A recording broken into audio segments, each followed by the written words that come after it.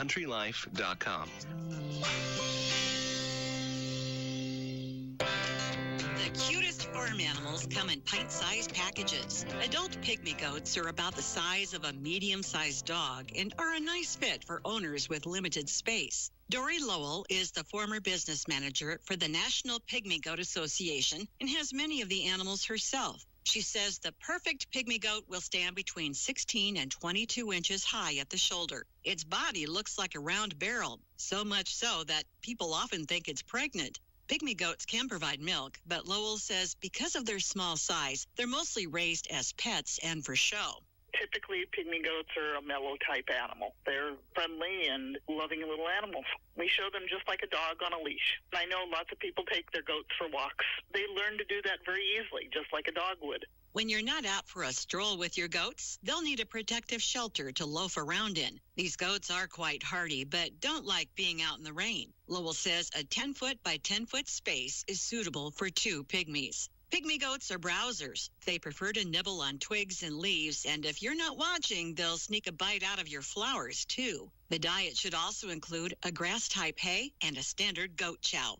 Lowell says pygmies kept inside a fence are more apt to respect their boundaries than other goat breeds, but you'll have the occasional escapee. What they will tend to do is go under fences as opposed to trying to go over it because they are so short. It's amazing if they can get their head through something, they can often squeeze their whole body through it. So you want to make sure that your fences are tight to the ground and there's no dips or anything underneath them so that they can find that little spot to wiggle through and get out of.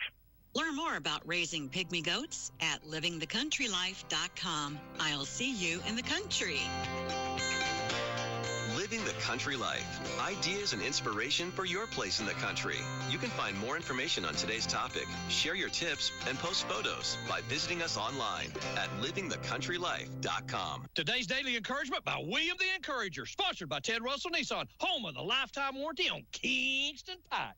Good morning, my brothers and sisters. This is William the Encourager, and you are listening to Inspired to Succeed. Come on, you know the drill. Let's pray. Father, we thank you for this day. This is the day that you've made, Lord, and we will be glad and rejoice in it. Lord, we ask that you would forgive us for our sins, oh Lord God, for our shortcomings, our weaknesses, Lord, and help us to focus on you, because you are God the Father, God the Son, and God the Holy Spirit, 3 in 1. And we thank you for your mercy, your grace, and your salvation. And we give you glory, honor, and praise today. It is in Jesus' name that we pray. My brothers and sisters, we are going to be talking all week about Romans chapter 12 and verse 2, which says, "And do not be conformed to this world, but be transformed by the renewing of your mind." Brothers and sisters, we need to have a renewed mind going into a new year. We're talking about a paradigm shift. A paradigm shift is a mental framework, the lens, system, or pattern through which we see the world. A paradigm shift is a dramatic reorientation from negative thinking to God-centered thinking, from fear to faith, from the flesh to the spirit, from being shaped by the world to being shaped by the Word of God, from excuses to accountability, from old habits to spirit-led discipleship and discipline. A biblical paradigm shift is not simply thinking differently. It is God changing the entire operation system of your inner life so that your outer life finally aligns with His will. Look at how Romans chapter 12 and 2 describes a paradigm shift. Paul says, "Do not be conformed to this world. Stop letting external pressures shape your inner identity. Don't accept the world's negativity, fear, or broken value system. Be transformed. The Greek word for transform is metamorpho. It's a changing, a complete inner transformation. Like a caterpillar becomes a butterfly, a new mind produces a new life. By the renewing of your mind, not a one-time moment, but a daily process. Old thoughts are replaced by God's truth. Your mind is rewired by the Holy Spirit, that you may prove the will of God. Only a transformed mind can recognize God's path. A paradigm shift allows you to walk in destiny, purpose, and clarity. Here are a few scriptures on mind renewal and paradigm shift. Ephesians 4:23 and 24 says, and be renewed in the spirit of your mind and put on a new man. This is what we should do, my brothers and sisters. Put on a new man. And I need you to remember, there's a way out of your mess, and it's JESUS. Where can you buy a brand new Nissan with a lifetime warranty? Kingston Pike. Hey, folks, Gerald Anderson with Ted Russell Nissan. You heard it right. Every new Ted Russell Nissan comes with a lifetime warranty, and that's a long, long time. Ted Russell Nissan on Kingston Pike. Good morning and welcome to AM 1380 WYSH and Ask Your Neighbor. Ask Your Neighbor can also be heard and seen on our website, WYSHradio.com. And if you are in Anderson, Roane, or Morgan County and have Comcast cable, you can watch Ask Your Neighbor on BBB TV Channel 12. Ask Your Neighbor is the program where you call in and do just that. Ask Your Neighbor. Do you have a comment? Do you have a problem? Or do you have a question? Then call in and ask your neighbor. 865-457-1380 or toll free at 877-711-4005. And for those of you that might be listening or watching on the internet, you can email from our website, WYSHradio.com. Just click on the Contact Us button and email your questions. Now sit back and listen as listeners throughout East Tennessee and the entire world answer your questions on Ask Your Neighbor on BBB TV 12 and AM 1380 WYSH. All righty, Nelly. Good morning, everybody. Rise and shine. It is Ask Your Neighbor. It is the third Monday of the month. I'm all disheveled here this morning. It means it's Queener's Quarter. David Queener is here, and he and I have been sitting here deciding how we're going to solve all the world's problems this morning. Morning, David. Yeah, we didn't get any solved, though. We haven't got anything. We haven't yet. We've talked about them. We have discussed it. If talking and discussing will get them solved, then we solved quite a few this Then week. we have. How are you, buddy? I'm doing pretty good, buddy. Merry Christmas. Same to you. Appreciate being here today, and appreciate you having me up today. And oh, man. It's man, God, it's cold outside. It was 9 degrees on the river this morning, and that's 12 when I got up here. 6 o'clock this morning. It was cold. It was cold. It's cold this morning, buddy. Truck didn't want to start, but he started. It's 30-some years old. That truck is 36 years old. He starts right up. Time to go to Ray. No, it's not. It's 26 years old. Time to go to Ray Varner and buy a new one. I can't afford a new one. I was looking at it. I went Friday. He had a beautiful, it was gorgeous. Beautiful black F-250. Woo, man. It's only $72,000. If it had a bed in the back and a kitchen, maybe. Other than that, $72,000, and it was used. Trucks are high. Hey, used or new? I know. It don't really matter if trucks are high. I know. Me and you were talking about you wanted a Tacoma, right? Yeah, I'm not paying $78,000 for one. For a Tundra. I mean, I wanted a Tundra's what I wanted. You know what bothers me too? I'm not paying that for a Toyota. I don't care. What bothers me is even as this economy, even as things are coming down, gasoline's coming down, everything's coming down. It's like once these folks get the price established, and we end up biting the bullet and start paying it. I don't know if the prices will ever come down. No, they're not coming back down. Even if everything else goes down, it's like they'll just rack it up to profit. They're not coming back down. They're not coming back down. It's like then Ron's driving his old 1999 F-150. Prices in the grocery store. Mm-hmm. They're not coming back down. They might come down on a few items. Yeah. But they're not coming back down. Anybody that thinks they're coming down, I mean, it's like looking at gas. Mm-hmm. Gas sort of fluctuates. Yes. And it's always fluctuated, and that's what it's going to continue to do. You might pay $2.39 today. Mm-hmm. Don't be surprised tomorrow if you don't pay $2.79. Yeah, it's all up, down, and all around. It's all around. I mean, I don't understand what the difference in gas. Let's just. Weigel's gas. This is a pet peeve of mine. Get and go gas. I got you. This is a pet peeve of mine. Mm-hmm. You can be in Clinton. Yes, sir. And gas, let's just say it's $2.69. Mm-hmm. And you can drive to Food City on Clinton Highway, and it's $2.40. How is it $2.40 at Food City on Clinton Highway, but at Clinton Food City, it's $2.69? I don't know. We've danced this dance, and this question's been asked. If it's been asked once, it's been asked 100 times, and I've gotten explanations that it's depending on which distributor that the company uses. I buy that a little bit, but 29 cents worth? Come on. I think it's just whomever control. I think they get what they can get. I think they know we gotta have it. and you know what?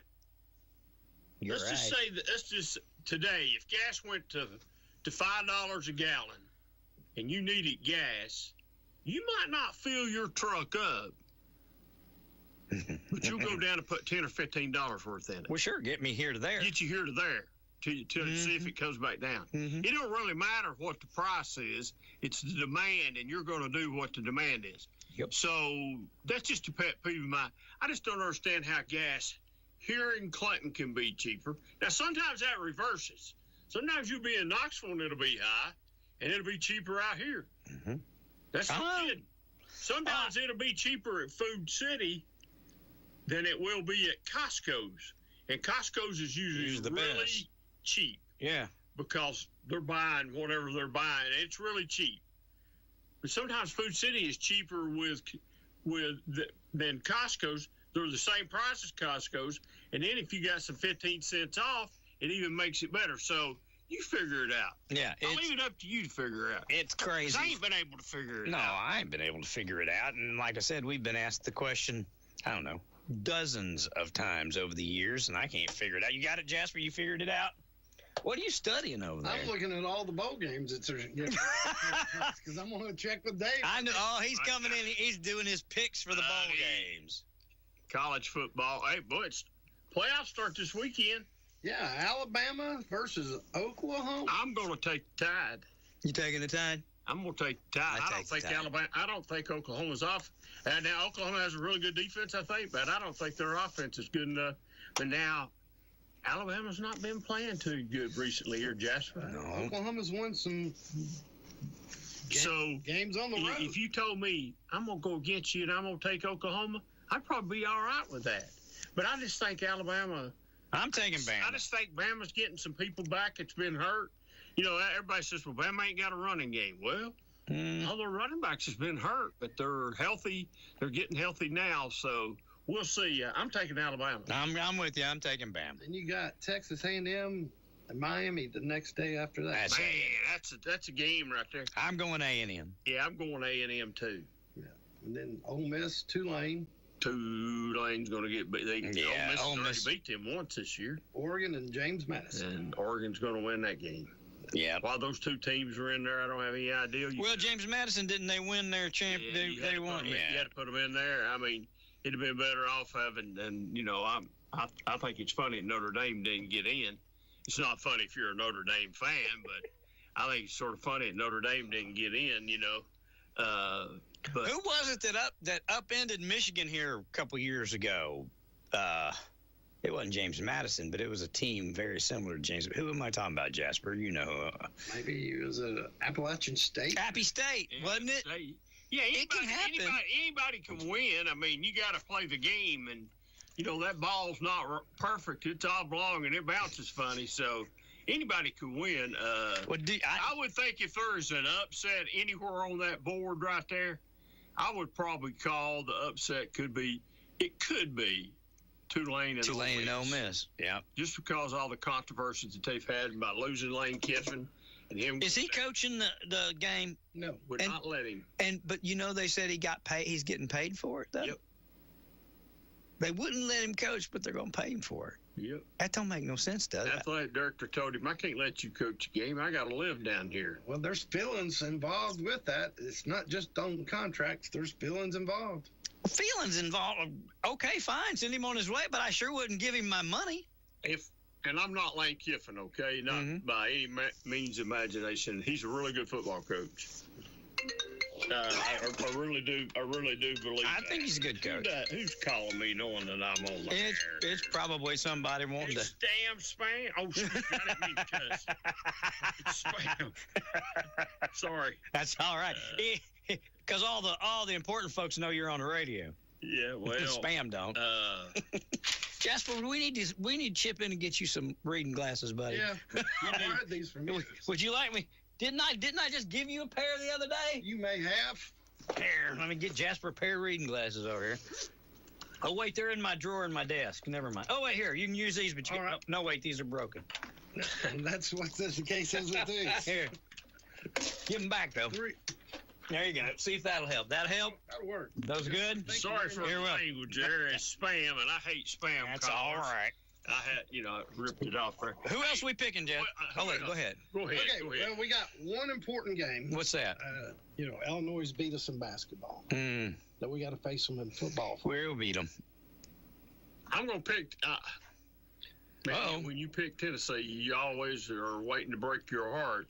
I'm going to take Tennessee, but I won't be shocked if they get beat. Yeah, I think we'll win. I do too. You've got who we going to get? Who we bringing in as our new coordinator? He's at Penn State, and he's supposed to be really good.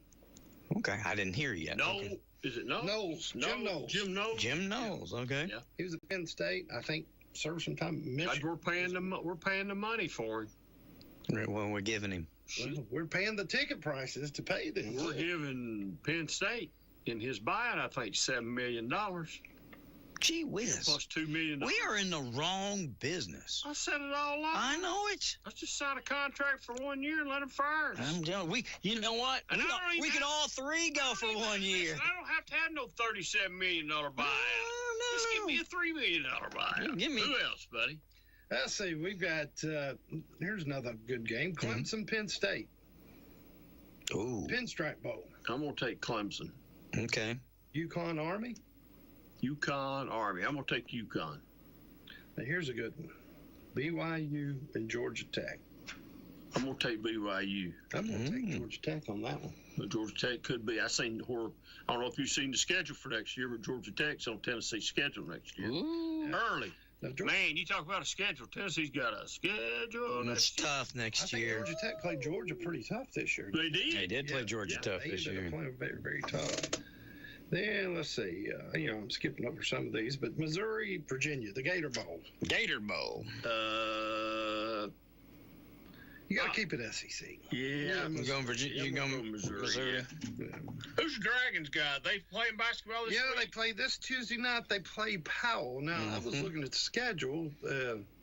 That's right. They play Tuesday night against Powell. At Boy, it was a heartbreaker, wasn't it, Jasper? The JV lost by, I think we lost by a point, and I think that the varsity boys lost by. The girls are playing tremendously well. Girls rocked out. They're gelling very good this year. Yeah, girls won handily, didn't they? Yes. They won handily, but the JV boys at one time the JV boys with Oak Ridge at one time we were ahead 22-8, and ended up losing. Well, Clinton couldn't shoot free throws. Amen. He couldn't make layups. Yeah. No, that you can't have that. And Chris was upset after that game. He was not happy. He was not a happy camper. No, I don't blame him. Nope. I think Clinton missed the front end of 3 1-and-1s. Yeah. 22 trips to the goal with 0 points, not including missed free throws. If they just make the free throws, I think they win the game. Yes. Well, because Oak Ridge is not that good. You know, Chris made a comment that he said that Chase was fired from free throw abilities, but I can tell you what I shared with Chase the other night, because I can remember it like it was yesterday. Coach Lockard, everybody that was on the basketball team, they go shoot 100 free throws. And if they didn't, how many ever they missed out 100, they had to run laps around the gym area upstairs. Right. So people hated running laps back in the day. So, but you know, it was under par for their free throw shooting. But you know, they'll come back around. They'll get it. You know, you have off nights, and I think it was definitely an off night. But you know, Oak Ridge is not as talented they have been in past years. No, they don't have the same team. They're not as good as they were last year. That's for sure. Yeah, and they're well coached. You know, they are well coached. Aaron Green is a very good coach. He is a good coach. And I love to see that. And I love to see both of them, Chris Lockard and Aaron Green, going head to head. They're always very competitive. They got the knowledge of the game that makes it very interesting as an outcome. And I told everybody, I said, yep, it was a 98-degree barn burner in that gym. Well, I'm sure the heat was cranked. The heat was cranked up. Well, you went up top with Walt, didn't you? It's hotter up there, too, once you got up there. Yes, heat was rising, and I kept on during breaks going out there. There was a door to get me some fresh air. So, yeah, I'm sure the heat was cranked in the Donnie Dome. Yes. Speaking of here's the LSU and Houston game. It's the Texas Bowl. LSU and Houston. I'm gonna go Houston. And Iowa versus Vanderbilt. Iowa versus Vanderbilt. I'm going to go Vandy. Yeah. Man, as bad as I hate you, I don't think I've ever picked Vandy for nothing. Now, what was your take on the Heisman this weekend? I thought that's who was going to win it all along. He seems like a good kid, doesn't he? Yeah. I mean, he seems like a pretty level-headed kid. I didn't want the quarterback from Vanderbilt to win it. I just thought it was too much. It was too much. And he seemed, enough. I'm all about being cocky. I was getting ready to say, I'm all about that. I can be all about that, but sometimes it's just a little bit too much. Overkill. Overkill. Yeah, overkill's right. He overplayed his hand. Just a little bit. I like the ones that are very humble. You know, if Peyton Manning would have won it, he would have been one of the most humbles. Yeah, there ain't no telling what his mother would have done. There ain't no telling what his mother would have done if he'd have won. Yeah, she's a spectacle in herself. So, I mean, the guy at Vanderbilt's mom. Oh Lord, yeah. Oh yeah. She's a hoot. She's on TV as much as he is during the game. Yeah, they show his mom all the time. She's on TV as much as he is. Well, so he's a good ball player. He'll do all right if he goes to the NFL. He'll do just fine, I reckon. But I think that young man from Indiana did. He played well, and I think it's cool too. His brother was his backup all year long. I think that's kind of cool. So I'm glad he won it. I am too. Yeah. And we got one here, Mississippi State, Wake Forest. It's Mississippi State, right? State, probably. Yeah. So there's a good lineup of bowl games here. So they start today, don't they? Who's playing today, Jasper? The first, Did somebody start today? Do I have there to may leave? be some kind of a small bowl game that I might have to leave early if there is. Not on this list here that I'm looking at right now. I heard that. I thought there was a game today for some reason. Sometime today, I might be wrong. I don't doubt at all that there. It might be an independent school or some small college, maybe. It might be. Yeah, it might be. We'll look it up. Be. So, all right. Let me tell you some news switching gears that I've been told. All right, here we go. And I've only been. I don't know if this is true or not. Mm-hmm. I was told this last week. Gotcha. A section of the Magnet Mills property supposedly has been sold. Ooh. That's good. And that's the upper end. Where the building is? Where the building is. Okay. Now, that's what's coming from a shady realtor that has told it, because he's a little funky. And that's what they're saying. And here's what they're saying is going to happen. That there's going to be... You going to tell us who this shady realtor is? I don't know. Who's on sign down there. Oh, okay. I don't know who it is. Okay. Well, he's not. Maybe shady is not the right word. Maybe he's just hard to get along with, or you can't deal with him. That's what I was told last week. Gotcha. That part of it has been sold, and they're going to they're going to build condos on it. Now, all I can say is let's sit back and watch and see if it happens. All right. Well, no movement, not even a return, nothing on Ingles. You tried nothing. Nothing. And Jeez, my source on Chick-fil-A, it's still status quo where it was at. I mean, Well, we got. Hey, as all they will tell you is we're looking, and looking at what? Looking at Clinton, looking at wherever, or you don't really know. So I guess everybody's sort of waiting to see what the economy is going to really do here in the next little bit, maybe before they decide to start building buildings. But now that's what I was told. Chick-fil-A is economy proof. That's what I was told about the Magnet Mills property, that part of it has been sold, and if that's the case, that's a step in the right direction for somebody. Well, yes, and that's private property and everything, and it doesn't belong to the city, but that's a good thing. It's set vacant. Well, this part we're talking about is not really vacant. There's a building on it. It's set empty over there. That property is set empty over there.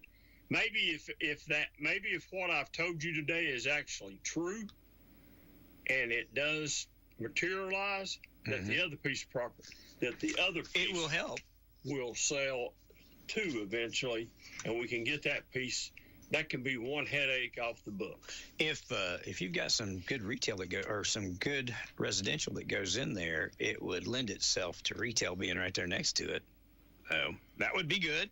You brought us a plethora of news today, David. Well, this is all kinds of news. Just good news. Just I don't ever think to ask about some of these things because they're like we have talked about. They're owned by private individuals, and it's really nothing to do with the city. So we can do. Really don't fly on our radar. All we can do is, hope that what I was told is true. Well, and encourage folks and work with them when they come here. Yeah. So I made the trek down Main Street this morning as I was coming up here. It's the first time I drove all the way up. It's not as bad as it has. It's a little rough. It's rough, but a lot. When I got to the Market Street, I slowed down a little bit. I wanted to take a gander to see if I could see, and you can see it's starting to show just a little bit some of the stuff there. Looks like some bricks been laid. I mean, they're getting sidewalks and stuff. So we're making looks like some pretty good progress is being made down on Market Street, and I would think that'll start to take shape before long. And it is. We'll start, maybe. Isn't go time around March that we were thinking it's going to be done? Isn't that the hope? It's sometime around then or just after that, somewhere around there. Okay. A lot depends on the weather, I think. Oh yeah, so always. But it for the folks that complain, don't, because the majority, if not all, of the folks down there wanted this and agreed to close and do. Everybody knew what was coming, but when it's finished, it's going to be. There they are. When it's finished, it's going to be. It'll be worth the wait. I say that it's easy because I don't have a business down there, but it's going to be nice. If you've seen the drawings, it's going to be nice. Well, if I say to the people, all I've heard is people talk about, well, they didn't know about this and they didn't know about this. Who did? Listen, folks, man, this project was 5 years in the making. Yeah. Before the first jackhammer went in the ground. It was longer than that. They talked about it. I was at the very first meeting when they talked about it and everything, and They started planning this in 2007, David, back when Wimp was mayor. Yeah, I mean, this has been going on for a while. This is not like something that just popped out of the bucket yesterday, and we decided let's go do this. But no, and you guys worked with the merchants, and the city worked with the merchants to get just I guess to keep everybody up to date. And I'm not saying I'm like you. I'm sure it's been tough. Oh yeah, I'm sure it's been tough, but all you keep hearing, and I don't know whether this is true or not. All you keep hearing, well, we had an antique festival. It's the best we've ever had this year, even with it all tore up. So that's a good sign. So the people, they've not lost the business down there. It's still there. Listen, if getting up here to WYSH is off the beaten path just a little bit. Yeah. Mm-hmm. But if I want to come up here, I can come up here. Yeah. Sure. And if I want to go to Market Street, you can get there. I can get there. Mm-hmm. And I can figure out how to get to whatever shops on Market Street. I can figure out how, if there's something in one of those shops, I can figure out how to get there and load it in my trailer or truck or car, either one, or carry it out, whatever it is. Yep. I can figure that out. So I think the complaint is not coming from the business owners as much as it's coming from a lot of the folks that don't realize. Well, some of the things that bother me about the things that's going on down that you hear from about down there is, well, I don't understand why we've got this. I don't understand why that concrete island's there. I don't understand why this. I don't understand this. They've been talking about all this stuff to public meetings on it to slow the traffic down, to make it where that Market Street will be something. If you get slowed down, it slows you down, so you can So I don't know where people's been. Either they hear what they want to hear, or they're all right with it when we're talking about it, but until it starts. And then when it starts, it's damned if you do. You ain't going to win. When the island went in, the first time when the island went in, I had to be told, tell me what that island's supposed to do. Because I agree, there's going to be a lot of people drive up on it. What did they tell you? Just slow down traffic, right? It's to slow down traffic. Mm-hmm. So you're coming into the Market Street area. Mm-hmm. They want you to slow down, so you'll take time and look at what's there. Somebody said, I almost hit that island. I said, well, there's a giant orange barrel sitting in front of it, so you would have had to hit the giant orange barrel first, so get off your phone and drive. You know what I mean? That's the problem with people. They don't take time to get off their phones. Yeah. But that's what it's for, and I don't know if there'll be any more put up through. See, it's supposed to narrow the street right there. It's supposed to cut down on the street.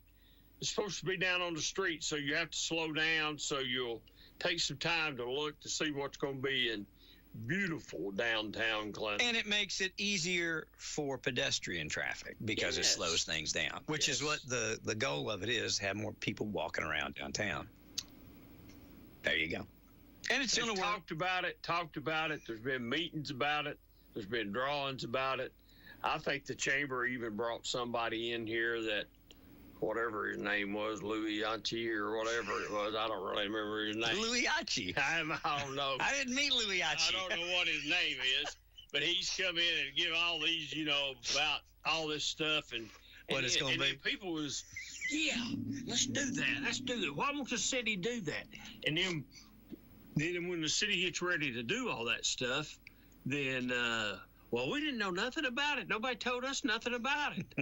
So I don't quite understand. David, it doesn't matter. We could skywrite it, and folks wouldn't pay attention. It's just one of those things. I think if it's not part of your everyday life every day, it goes in one ear and out the other till it affects you. Well, most definitely it does, doesn't it? It does. It does. Because it's not.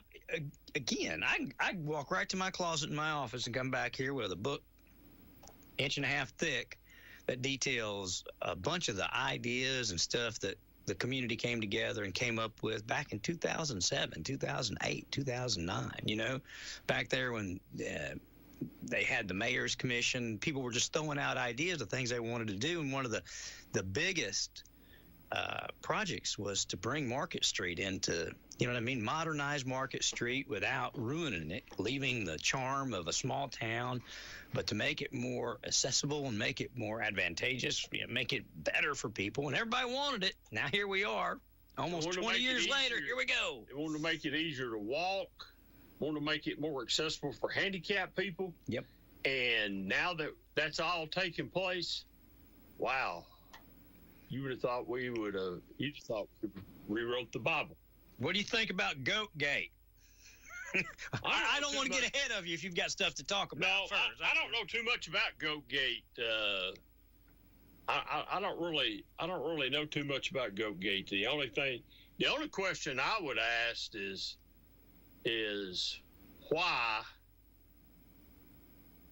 did the animal control officer feel that he had if everything is true like it's been told, mm-hmm. and I assume it is. I'm not saying it's not, okay? Yep. I don't want nobody to say I'm calling anybody that anybody's lied or anything like that, because I really don't know. Sure. I'm just assuming that everything's on the up and up. Yeah. I would like to know why the animal control officer felt like he could go in the gate and get the goat. Did you see the operations meeting? You see operations? I did. I watched part of it. The lady who owned the property spoke, and then brought with her the ag agent over Anderson County from UT, who also spoke. I heard them speak, and they made it pretty clear of what happened. And so we got that going on. And I said the other day, we got, and the animal folks were upset, and I said, well, make up your mind. First, you're upset because we don't do enough for animals. Now we're upset because we did too much to save one. It's like you can't win for that, for losing in that particular aspect. But the mayor's going to be here tomorrow, and I've asked her to come and just explain, whatever she can, because that falls under her purview. But just like volunteer fire departments and a lot of other things that fall under her purview. So, going to get her. She's going to come in and talk about that tomorrow. So that's going to be fun. And now we've got more fun in the school system. Did you hear about that? Anderson County Schools, we had a preschool assistant teacher that was suspended last week because of some investigation from the FBI that we don't know about, I don't guess. Or if we do know what it is, they're not saying.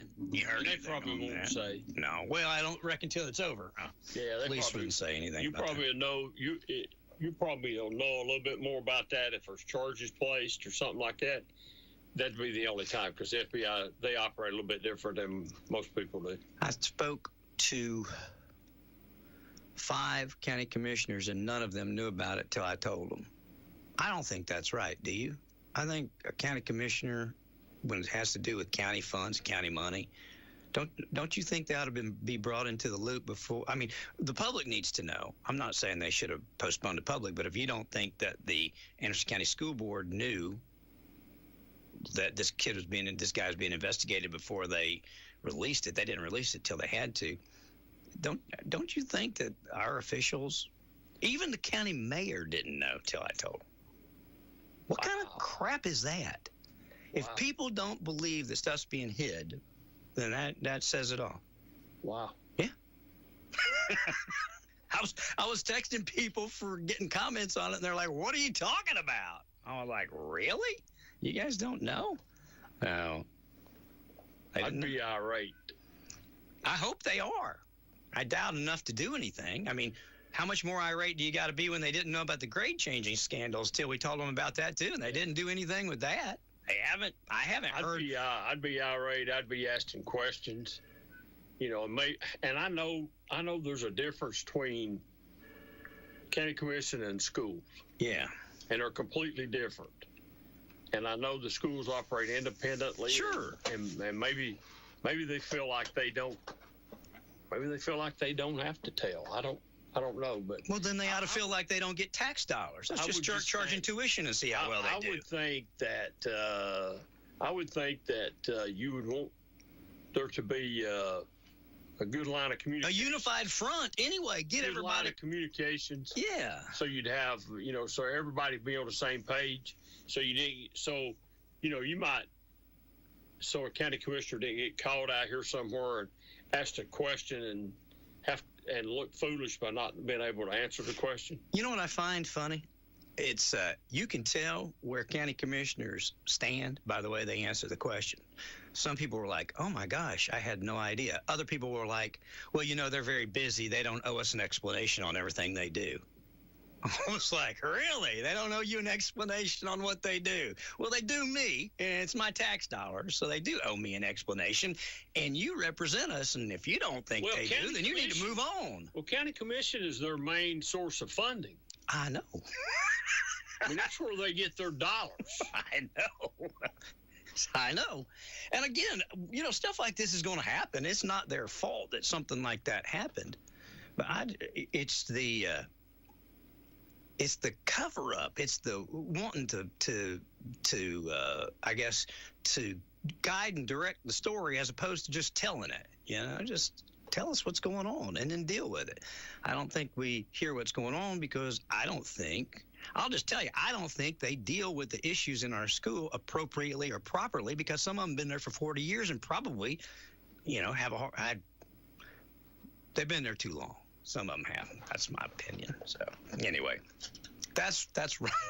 I'm not going to get too deep into it. I just kind of wanted to see what you thought about it.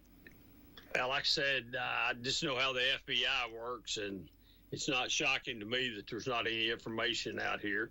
It's not shocking to me that they won't release anything because that's their MO. I mean, they just. Well, they wouldn't release the name. No, they're not. The school wouldn't release the name. The FBI did to the school. The school was probably put under some direct orders. Do not release the name. Stuff like, okay, so if they bring somebody into investigation, they will say don't. Yeah. So I wonder why they made it. It's kind of darned if you do, darned if you don't. If you make it, they have to make it public, but then they can't tell who it is. They had to tell the schools because they probably felt like the person at the school needed to be out. Yes. So they had to tell. They probably only give them limited information, and then send a letter. But they sent a letter home with all the students. Yeah. No, Well, that surprises me a little bit. That the schools would even do that, but I guess they felt like they had to probably get some okays on that to do that. That probably had to come from the SAC from the FBI office. The person in charge had to give permission to do that because listen, the FBI don't operate like Clinton Police Department or Ashland County Sheriff's Department. They don't operate like I do or Russell Parker does. Okay, it's completely different. They don't, they don't, it's just like what you're getting right now. You get limited information. Well, I got the name. I went and got the even if you're in the loop, you might not get very much information. If you're not considered an FBI agent, but you're working with them, you might not get a lot of information. They don't loop a lot of people in. It's, they're pretty good about keeping things under wrap. And I was told who it was, and of course I wasn't going to release that without some kind of somebody confirming it, but they wouldn't confirm it. And so I asked for a records release of every employee of the Anderson County preschool Head Start system. And then a second records release of every employee that had been fired or suspended within the last 30 days. And there was only one. And that's how we deducted who was being investigated by the FBI. And I published that last week. That I didn't realize how it's like it's almost like it creates more questions than it helps when you say we've got a person that's really in trouble with the FBI, but we can't tell you who it is, but they're not here and they didn't do anything to your kid. Well, how do we know if we don't know who it is? And why not just let them go? I mean, if they fire somebody tomorrow, they don't send a letter home and go. You just have to take their word at it that they're telling you the truth. There you go. I'm sure they probably are. I'm not saying they're not. It's just that that's what you got to do. When you send home a paragraph of information and there's 2 paragraphs left unsaid, it makes people ask more questions than not. It does. I agree with you. But that's just the way they operate. Well, Luckily, I don't know how the FBI operates, and I don't want to learn. I can tell you that. I mean, that's how they operate. Okay. You know, that's why they say about them, you know, when they start investigating you, if they don't charge you, they ruin your life. Really? Yeah, they dig into it. They dig into it, and you just get, you know, you're either dead broke when they get done with you because you've had to retain lawyers and do all that, or you know, you fight as hard to stay out of trouble as maybe you'd be better off just going ahead and let them do what they need to do and serve you a little time and go on. I mean, I don't know that. I'm just saying that. Yeah. But that's what they always say. I want to ask you something. Here, earlier in the year, we were covering that one of the former employees of the Anderson County school system had been in an accident, all that. I think had been charged since then, Mr. Jenkins. What do they do? What happens now? Does all that go through the court system, trial, and all that stuff? Yeah. So that's when it was an indictment, it'll go to a criminal court. That's bypassing general session. So it does bypass general session. Oh yeah, that's over with. Yeah, we're criminal court. You're criminal court now when you're at the grand jury. Okay.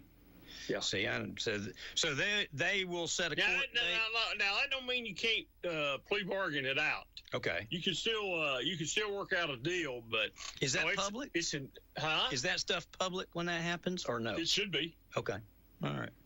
I hadn't heard anything about any of that, and I didn't know if that was being, you know what I mean, if you'd heard anything. Yeah. Once you go to, I hadn't heard anything recently. I'll check on that. Okay. Once you go to the grand jury, when an indictment's returned, then your next appearance is in criminal court to face the big judge. You don't go to the general session. You've either had a preliminary hearing in general sessions, or you've waived it over to the grand jury to see if the grand jury will indict you or not. So that's usually what happens. Now, neither one of those situations happened on this case. Mm-hmm. It was taken directly to the grand jury after the accident. From what I was told, they had to get all the evidence together, so they just took it directly to the grand jury. So here, the next step could be it's in criminal court. Okay. So I'll find out the stat, and then, man, you could have it's no different than general sessions. It could be. It could be. Then you got to get on a calendar if you're going to have a jury trial. And there's only so many jury trials that takes place in Anderson County every year, because that's all the calendar will allow you to have. I mean, because you don't know how long the trials, some of them are going to be. Yeah. So you've only got so many days available for that stuff, and then to do the regular docket too. So there'll be dates set for hearings, and for all the evidence and everything you got to get turned over, and all that good stuff. Well, we've covered football, Magnet Mills, Anderson County Schools, Market Street. we've got, man, we're on a roll. We're moving right along here.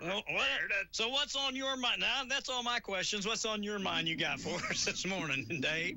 I don't know. I don't really have a lot. I guess I'll ask you, my biggest thing that I'll ask you, what's your opinion about, and I don't know any other way to say it, because that's what we're doing. Yeah. What's about us bombing these boats in the water? Well, I mean, I ain't got no problem with it, really. If everything is as it appears at face value, I'm for it. I mean, how else? Each boat, they say, contains enough drugs at a minimum to kill over 25,000 people. I mean, they estimate that the drugs on those boats would be responsible for killing over 25,000 people. They're coming to the United States. It's not like they're driving them over to Uganda. You know what I mean? They're bringing them here. We've told them to stop. They know we've closed the borders. And you'd think they'd get the message. What have we done? 22 of them now? We've blown up 22 of them? Done something like that. I would advise that those folks over in Venezuela And you might just want to keep your drugs over there, or they're going to light you on fire. You're going to be out in the middle of the Caribbean floating around. If they don't, and if they see you floating around, they might fire another bomb at you at that. They might. So, somebody said, "Oh, those are just paid couriers. They don't know what they're doing." Yeah, they do. They know what they're doing. Yeah, they're drug boat pilots. They know the routes. They know what they're doing. And, there's a rule of law, a judge and a jury and all of that. But when you look and you can see, you can tell it's drugs. You've got intel. I mean, they know the boat's there because they've got intel of the boats leaving. They've got somebody on the inside of that cartel that's telling them when stuff's coming in and out. That's exactly how they're doing it. And then they go and they find the boat that somebody's told them is leaving at 2:30 in the morning or whatever. They find it on satellite and blow it up. And so that's a big thing right now. I mean, whether whether the president has authority to even do it. Well, you know what? Call a vote in Congress. He's got the majority. Get a majority vote and go back to the House and tell him to go to bed. As long as I had the majority in both chambers, I wouldn't really. That's what he's doing anyway. Yeah, he's moving forward. I'm telling you right now, you're gonna see the Republicans gain about 5 to 9 seats in the midterms. Watch and see. If things keep going the way that they're going, if some of the nationally recognized Democrats continue with what seems like a cartoon, it's like they don't seem serious when they're fighting and fussing about. I mean, why would you not want to stop people bringing drugs over here? Why would you get mad? They're mad at ICE, right? They're really upset with ICE. But that's like being mad at me for doing this job. This is my job. This is what I do. I don't set the rules of how the Federal Communications Commission runs radio. They set the rules. They tell me that if I have a politician on and I give the politician free time, I've got to give their opponent free time. That's not Ron doing that. So people get mad at me. They're like, "Oh, you let Josh Anderson talk on the radio. Why didn't you like Terry?" I'm going to let Terry, but the Federal Communications sets the rules that we let everybody on, just like the Congress made the law that said if you come into our country and you don't do it legally, you're a criminal. Why are they getting mad at ICE for doing what the same people that are criticizing them, voted to make law? That's the most hypocritical, ignorant thing I can see. That's like saying, I'm voting that we don't let people in the border. And then when people go to stop them, I'm wanting to put the people that are stopping them in jail for doing what I, as a congressperson and senator, voted for them to do. If people elect those kind of idiots back, then you deserve what you get. I got no problem with us throwing them out if they're here illegal. Well, especially. I think there ought to be a way. Now, I don't know what that way is, all right? Because it's way out of my pay grade. Mm-hmm. I don't know what that way is, but there ought to be a way that you can legally obtain the rights to come in the United States. I agree. Whether it's to work for 1 day or 1,000 days. They say the citizenship test, the things you have to go through, that the greatest majority of Americans can't pass. It's that difficult to go through. And so does it need to be curtailed, fixed, And with all of the security and all the technology and things we have to vet people today better than we had 50 years ago when they made a lot of these rules, yeah, I'd say it could be updated. But the way that it stands right now, why get mad at the people that are enforcing the laws? You hear, and I don't know whether this is true or not, what I'm fixing to say. I'll just repeat what I've heard. But you get out right there and say you don't know if it's true or not. That we're throwing people out of the country that are actually United States citizens. Yeah, and I don't know whether that's true or not, but surely to God there's a way to figure out whether we've got a U.S. citizen in front of us or not. And then I don't know if because you've been in the military, does that give you let's say you're illegal here, but you served in the United States military. Mm-hmm. Does that give you the right to be able to continue to stay here? No, but I think I think that there ought to be some kind. It ought to give you. It ought to count towards something. Ought to don't give you a leg up on something? Yeah. Yeah. I mean, I'm saying if anybody that served their country, I mean, they said they deported one guy that's got a Purple Heart. Yeah.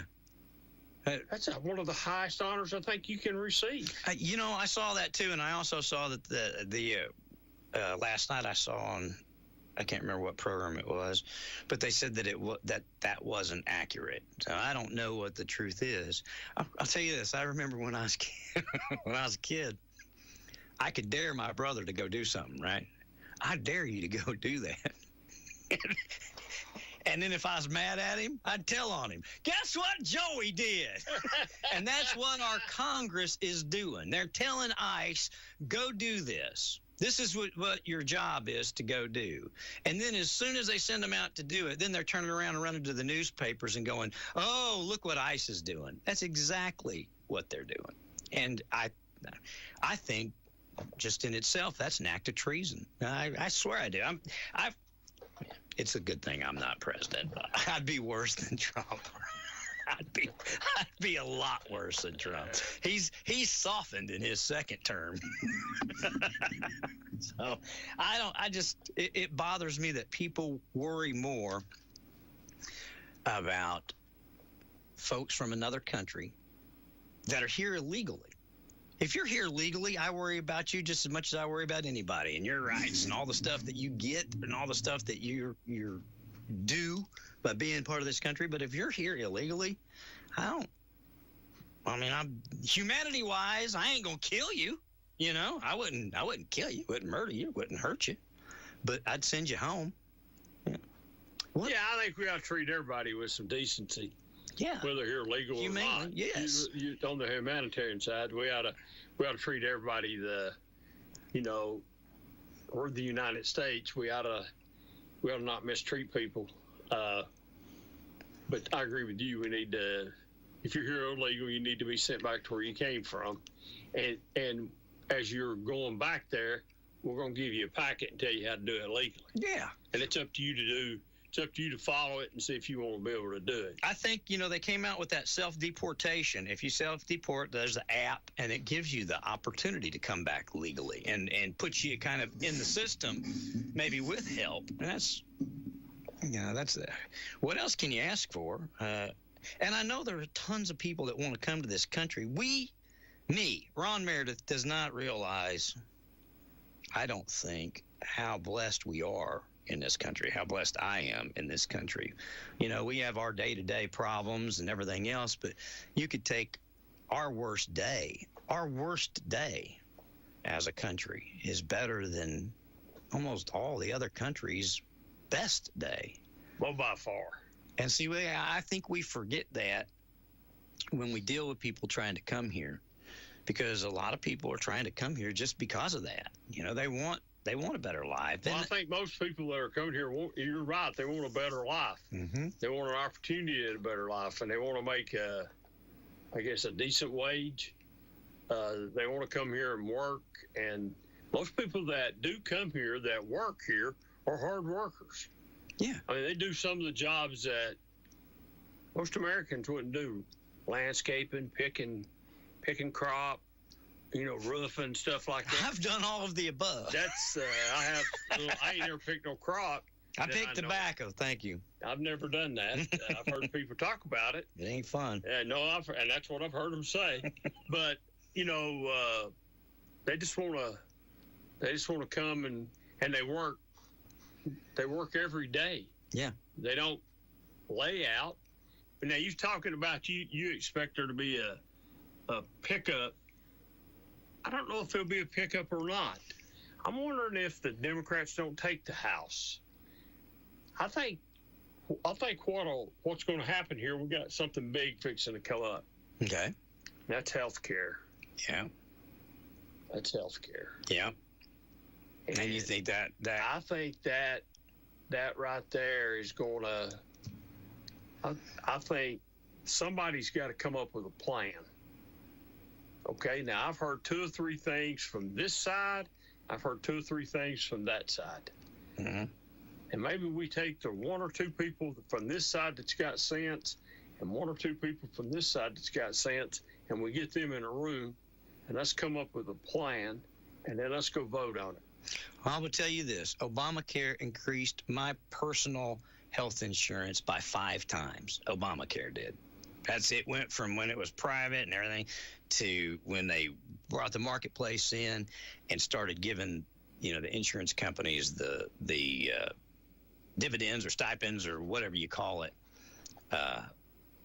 Mine went up astronomically. So, I mean, are we saying that it's going to go up again?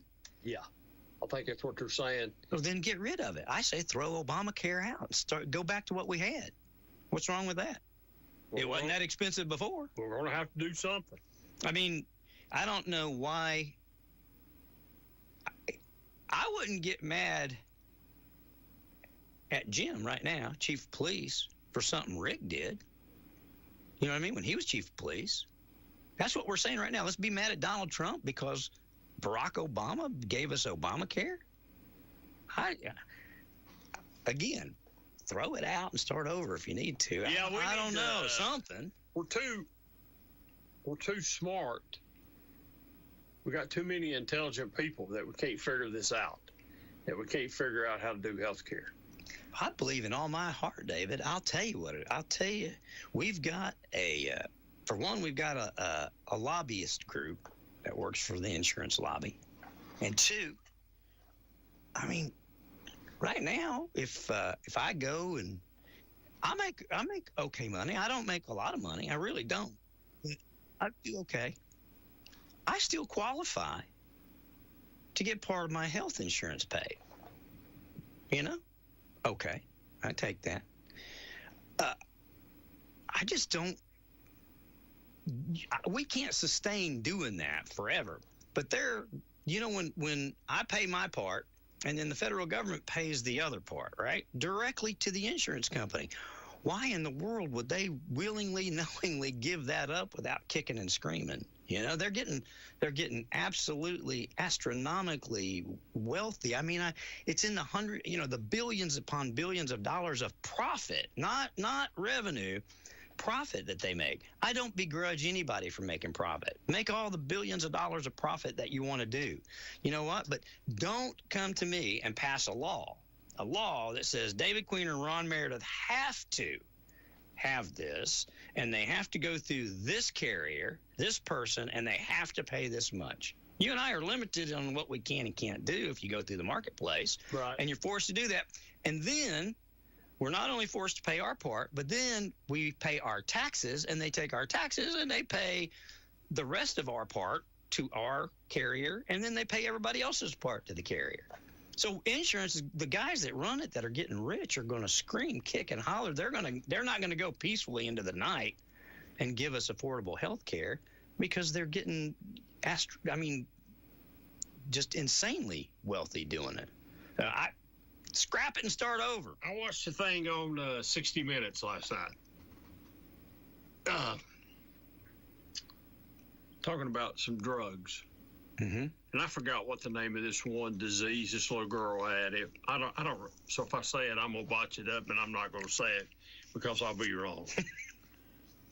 But in order for her to have the drug, nobody would pay for, and it was $1 million. Oh, wow! $1 million. Wow! Her insurance group said no. These people said no. And her mom just kept on. And I think she finally shamed them into doing it. And after one dose, there's been considerable, whatever the disease is, I think she was only predicted or only said she would make it to a 2. And she was one year, about a 1.5-year-old. And after she had the drug within weeks, started showing great improvement. Yeah. Now, there's still problems today with the little girl. I don't think she can walk, but she's she looks like a normal 6-year-old to me. Yeah. She did last night on TV. I mean, there might be something if you're in the room with her that you really could tell. I couldn't tell that last night on TV. Then there was another drug that a family was trying to get for theirs, and it was $2 million. Jeez. So, as I'm trying to figure out, how do we get to those astronomical prices? Well, I don't know how. Well, I know how we got there, because the federal government said, take what you want, and what they can't pay, we'll cover.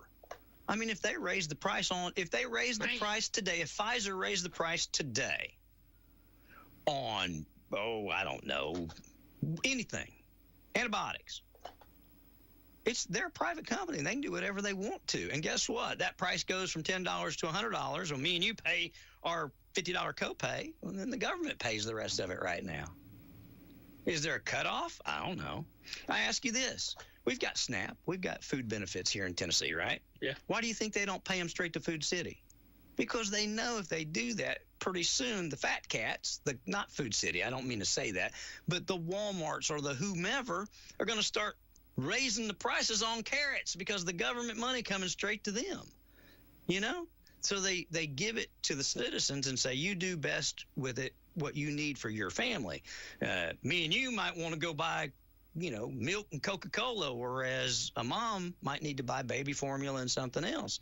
So I guess if they're going to do something, it would be better served to offer benefits to you and me and let us go shop the insurance that we need. You might need something different than I need. Well, that's been tossed by some Republicans, is take the money that the government's spending, and we're just going to send it directly to you and let you go out and get your own.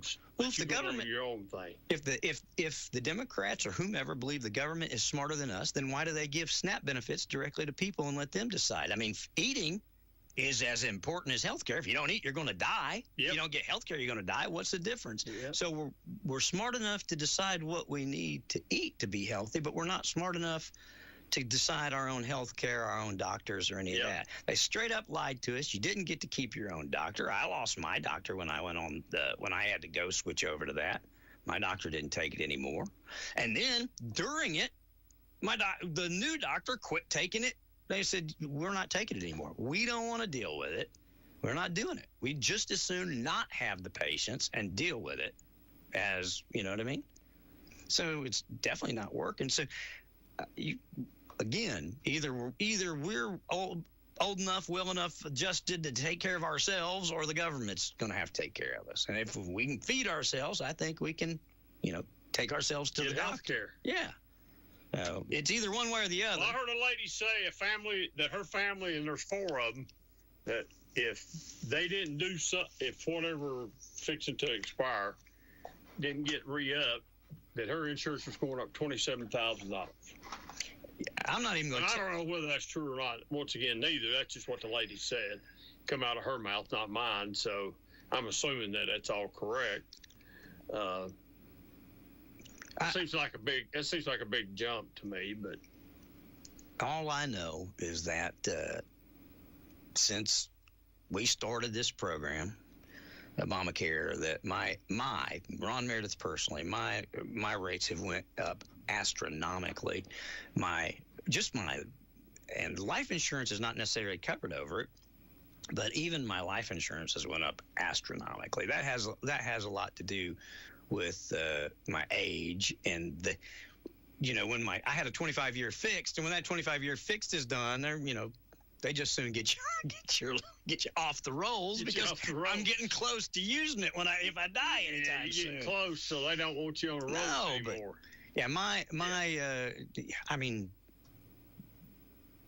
Well, I'll just tell you. When I bought my life insurance, it was $400 a year. And today it's $9,000 a year. Whew. Yeah. And my health insurance is similar to the same type of jump. So if people believe that the federal government, and I believe the only people that think the federal government is doing things right are the ones that don't have to kick in their part. Because when you have to kick in your part of that, well, all of it, they don't pay anything for me as far as my life insurance. You realize that when they start getting in and start meddling with stuff, that it usually don't work out better for us, the citizens. I can't, outside of the military and fighting, I can't tell you one thing that this government does that I approve of much. I mean, you know what I mean. Yeah, I'm not exactly talking about I'm against our government. I'm talking about I don't think that they do health care good. I don't think that they I don't think that they do or agriculture. Food and Drug Administration. I think that they lie about the Pfizer and all these other people. I think there's too much money. There's too much money to be lost. Mm-hmm. Too much money to be lost. I think it's like the question that was asked Marjorie Taylor Greene. You're resigning. Mm-hmm. And you said when you come in Congress, you was just a normal person. How are you going out a millionaire? Yeah, what happened? What happened there, Marjorie? What happened there, Marjorie? I'm telling you, let's just run. You run and you serve one term, and then I'll run and I'll serve one term, and we'll cultivate our friends and neighbors. And by the time it's done, we'll be hundreds of millionaires, David. We'll just go on and argue. We'll just sit here and argue every day on the radio with our millions of dollars. You makes a good argument point about term limits. Mm-hmm. I get criticized every time I bring up term limits. I got somebody criticizes me there'll be somebody will see me somewhere and say, I can't believe you're for term limits. Well, I think after you've become a certain age, and you've been there for 30 years, it's time for you to go home. I just got through saying that about school board. I agree. Absolutely. It's time for you to let some, I don't know, it's young blood, new blood, whatever blood you want to call it. Let's let some other people have a chance to see if they can screw it up as bad as you screwed it up. Because you screwed it up. Oh, you're screwing it up every day that you stay there. I agree. I mean, you are. I mean, I can, it's time. I can see the people on both sides of the D's and the R's that need to go home. I agree. Right now. I agree. Mitch McConnell is way past his prime. Needs to go home. What's his name out of New York? Schumer. Needs to go home. I agree. And so, I mean, these guys. Needs to go home. Nancy Pelosi is going home, but needs to go home. I agree. Some of those people, I mean, I don't think the forefathers, and you always hear that, well, the forefathers. I don't think the forefathers dreamed that Congress and Senate would be lifetime jobs. They weren't meant to be. So, all you politicians that are holding Senator, if you're listening to me and Ron today, they're not lifetime jobs. They're not meant to be. No. That's why there's a term. That's why there's a 4-year or a 2-year to it. Mm-hmm. So, I don't know. I don't understand. I think I saw yesterday where the president was floating ideas, thought about maybe Congress was 12 years and the Senate was, I don't know, maybe I'm wrong. Congress might have been 8 years and Senate might have been 12 years. Felt like that ought to be enough time for people to do what you want to do. Well, you always hear, well, I just got elected one term. I didn't get a chance to get anything done I wanted to get done. Well, 2-year Congress, I could deal with that. 6-year Senate, I don't buy it. So, 2 terms to me, you ought to be able to get a lot done. Yeah. Yeah, you might spend a term learning, but second term, you got to know the ropes. You got to learn your way around. You got to learn your way around the hallways and how to get from point A to point B and how to get in to vote and all that. But, after you've been there for a while, then you ought to be on the up and up. And the next thing you need to do is just cut this lobbying crap out. Cut them lobby people out. Cut them lobby people out that it's illegal. And you listen. You will not get one, but I shouldn't say this. There would be some people vote for this. But it wouldn't be very many. You won't get very many people to vote to cut the lobbying part out of it. No, absolutely not. because of the trips and the dinners. Let me tell you something. I think we ought to leave. I think we ought to leave all the lobbyists up there. I just think you ought to take the money out of it. If me and you have a problem and we want to get in the car and drive to Washington and go knock on the door and talk to Chuck Fleischman or Tim Burchett or whoever, we ought to be able to do it. We ought to be able to go lobby them all we want to. But we ought not be able to pay them $500,000 to vote the way we want to. And that's exactly what's going on. They load up their coffers, they load up their PACs, they load up their war chest so that they continue to be reelected, or they can take that money with them when they go home and use it. And that's where the problem is. Well, lobbyists are fine. Just take the money out of it. Watch how quick. And Weston Wamp come up with this idea, and I wish somebody would catch on to it, because I thought it's a means to an end without having term limits that would stop a lot of these lifelong people in public service. Remove their positions in high-ranking boards and on, like the Ways and Means committees and all these things. You take those people that have been in control of that. I mean, that's the purse strings of the United States. That's power. All right? You can serve 2 terms, and then you're out. Somebody new. That they would leave Congress. They're not in Congress for the $176,000 they make a year. They've moved themselves up into powerful positions and meet powerful people. Now, I say, you don't get to serve on those committees more than two terms, or however long they do those terms.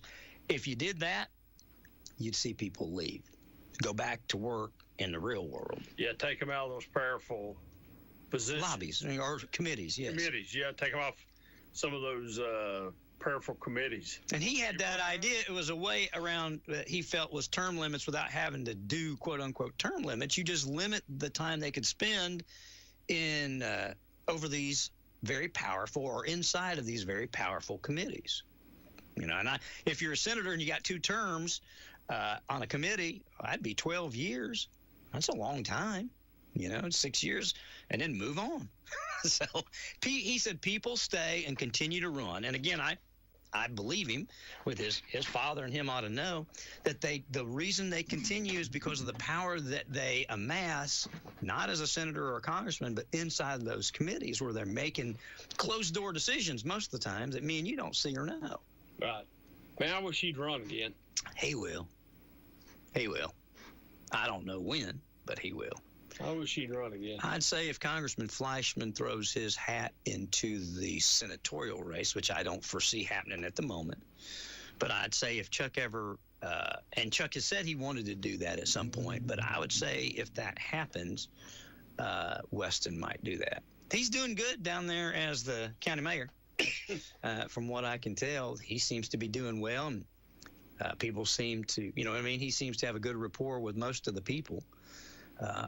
So I don't know, but I'd say you'll see him run. He is certainly a moderate conservative Republican. So I'm just guessing. His dad told me one time, he's like, he was talking about both his daughter and his son, and he said, I don't think we've seen the last of politics from either of them. Well, she's in politics now. She's a DA down there. She's DA down there. Yeah, they both hold pretty high offices. So. I wouldn't care what Weston run for. I wouldn't mind seeing him run for governor. Yeah, even you might see that too. I don't know. I haven't talked to him about that kind of stuff in a long time. In fact, I haven't talked to him in about a year. But when the last time I talked to Zach and we talked about it, that was, I think, almost verbatim what he told me. He said, you'll probably see them both move on up into politics as they go. So not unless we get some more candidates. Right now there's only 2 candidates for governor. Marsha Blackburn. And John Rose. Yeah. I think that's Marsha Blackburn's to lose, don't you? Could be. I don't know. That John Rose guy, I really like. I like his stuff, but he just doesn't have the maybe he's got the name recognition. You know what I mean? Maybe he can come up with it. Unfortunately, winning elections is about name recognition, almost not solely, but I think it plays a big part. He's sending a lot of literature out. I get a lot of his. I haven't got any literature from him. I get a lot of it. I'm a bona fide Republican. Well, I'm a bona fide Republican too, and I don't know if I'm bona fide or not, but I guess I've voted enough in it that he's been on me. He's been sending me stuff for months. I've been getting those postcards. Yeah, those about him. Yeah. You know what I'm talking about? Yeah, I know the gives different things about him, and I mean, and his family. I've been getting those things for months. Well, he's got. I guess he's got a good lead in. Right now, if I was going to the polls today, you'd vote for him. I might vote for him. I might. I'm not going to tell you I wouldn't. I'm not going to say that I wouldn't, but I might vote for him because I like some of the things he's saying. I don't know about Marcia Blackburn. Well, I'm a little leery. Tell me. I'm leery. We've just had a governor for 8 years. It's really done nothing. Just kind of, well, I don't know. He brought trade school back, and he's done a lot for getting kids back into trade school, though. Yeah, but I mean, I don't know. But we got him because two people decided they was going to go to war with each other. And he was, Randy Boyd would have been a good governor. He would have. He's a good guy. He's a good. But he got in a fight with what's her name? Yeah, Blackburn. Was it Blackburn? No, it was. What's her name? I can't even remember her name. He got in a fight with her, and once they got in a fight and got to them going to slinging mud, Bill Lee just. Oh yeah. Right to the top. Oh yeah, absolutely. Well, and the one thing Mr. Rose has going for him is he too comes from a business background, not a political background. So I mean, I like what I'm reading and hearing, and just from what little I know about him right now, because it's still a little early to really get full-fledged in the swing of it and see what I'm going to do. Well, let's see if we're going to call politics. Let's have fun. Let's talk local politics. Well, let's get in the fire. Let's start off with, let's just start city mayor. Stephen, has Stephen come out and said he's going to run for mayor? Stephen McNally? He called and told me he was. Yeah. And so, I don't know whether he is or not. He just told me he was. And Scott is running. Yeah. This will be Scott's sixth. I don't know how many terms he's had. I don't remember. I don't know. I think you have to look at.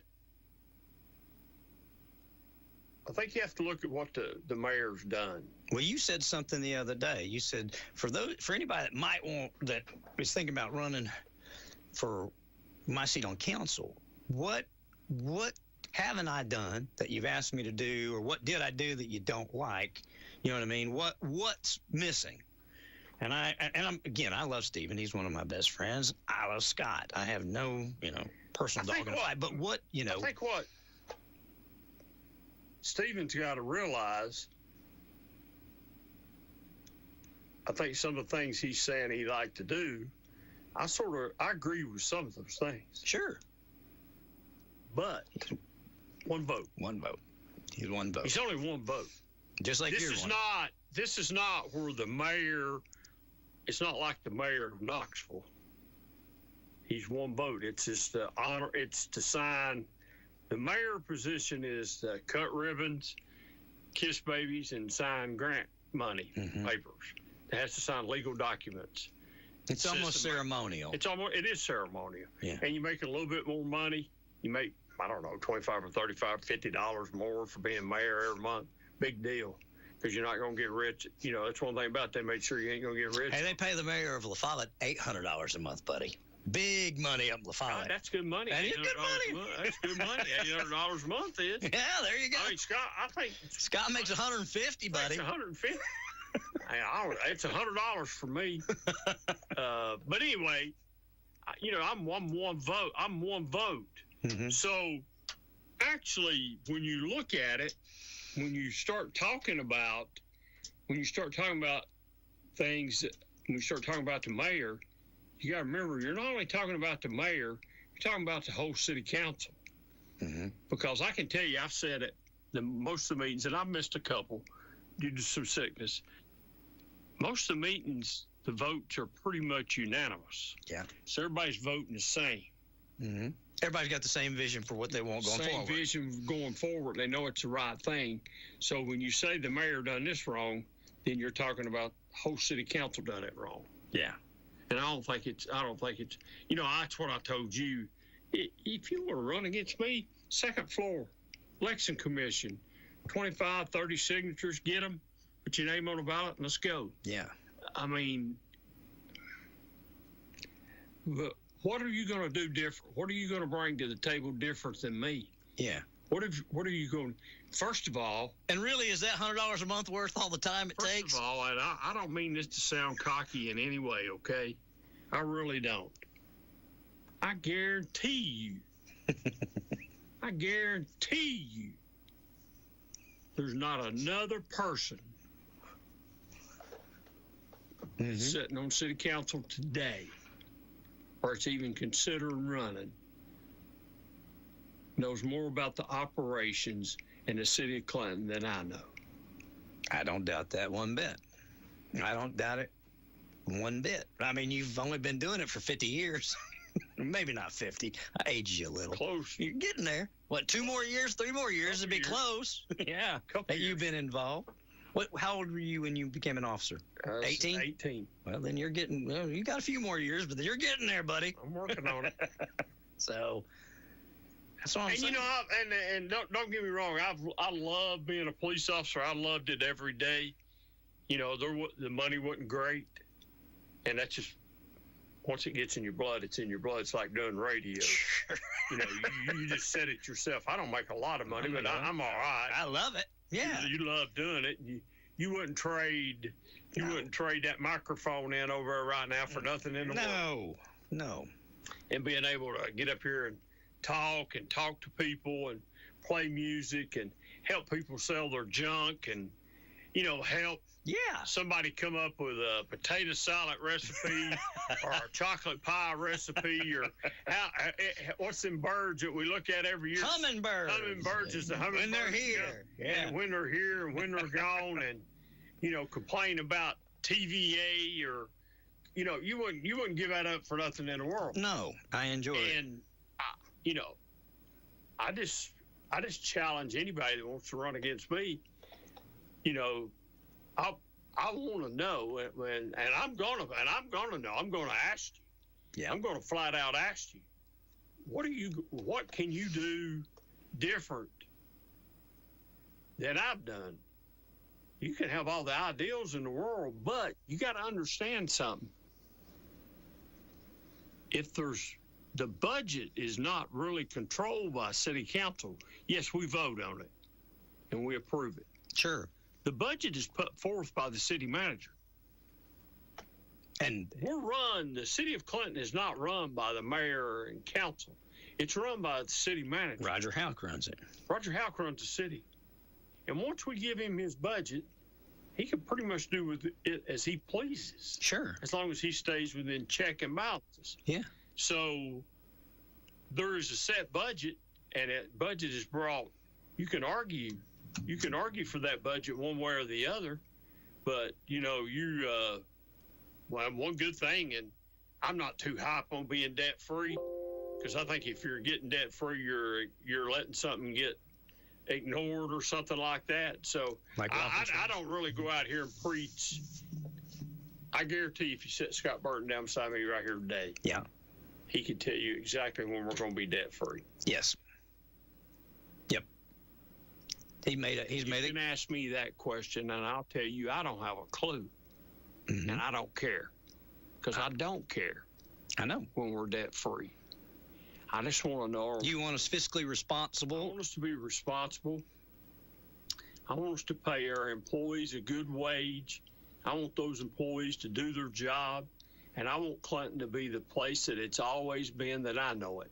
A safe place to raise your family and to live and work if you choose to work here. That's what I want. I'll tell you what We've got great schools. We've got a great city school system. It's a shame that it don't go to 12, all the way from K to 12. I'm with you. I would vote for that. I'd get on this little table right here if I could get up here. Don't. I might fall over Don't do them that. CDs. That's what I'm saying. But I'm just saying, Yes. if we could do that, because we've got a great school system. When they come out of 6th grade, we got, Yes. it's We good. do good at school. Yeah, and and I've told you this. I've not had as much fun being on city council as I had being on the school board. I just thought being on the school board, man, we done some really good things. We got stuff done. We built 2 additions at Clinton City Schools, one in downtown and one in South Clinton, and it didn't cost the taxpayers a dime. Yeah. We didn't raise your taxes. We didn't come and ask you for a nickel. Yep. We didn't go to city council and ask them for a nickel. We did it within our own means, within our own budget, and we built those. And if I'm not mistaken, one of those is already what money we had invested in it. We're already back square even over there. That's good. But you just see you're just more out. I think school board's more rewarding, and you get a bigger check for being on the school board. I think helping kids is always more rewarding. You didn't hear me say it, did you? You get a bigger check. You don't get a check. You don't get a check. You don't get a check at all. You gotta want to be a school board member, and you gotta want to fight for kids. And I love Kelly Johnson to death.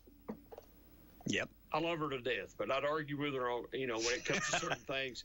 I used to get so mad. You argue? No. Yeah. I used to get so mad at her and Scott Ray. We'd want to raise the lunch prices mid-school year. Yeah. Okay.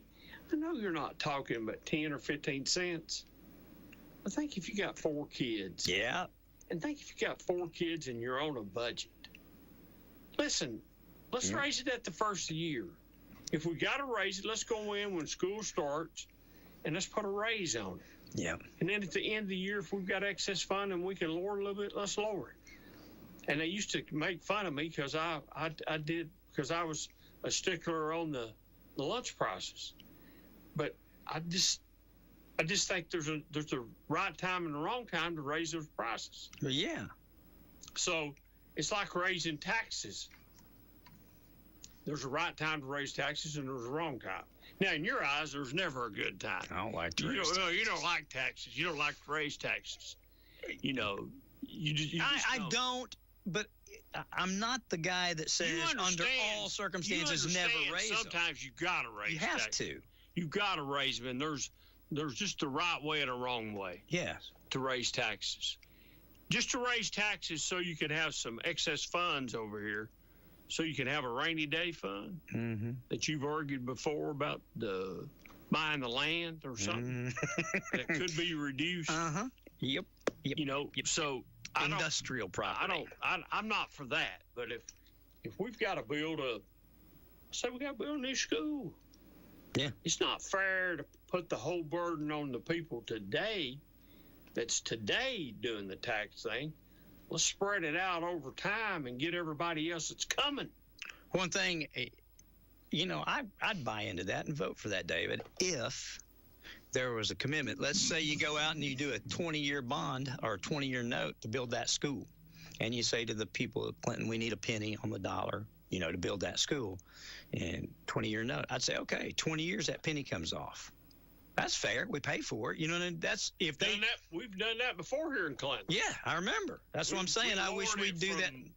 We lowered it from $1 tax rate from $1.09 to 80 some cents, wasn't it? Or 78 cents. 78 or 79 cents or 80 something.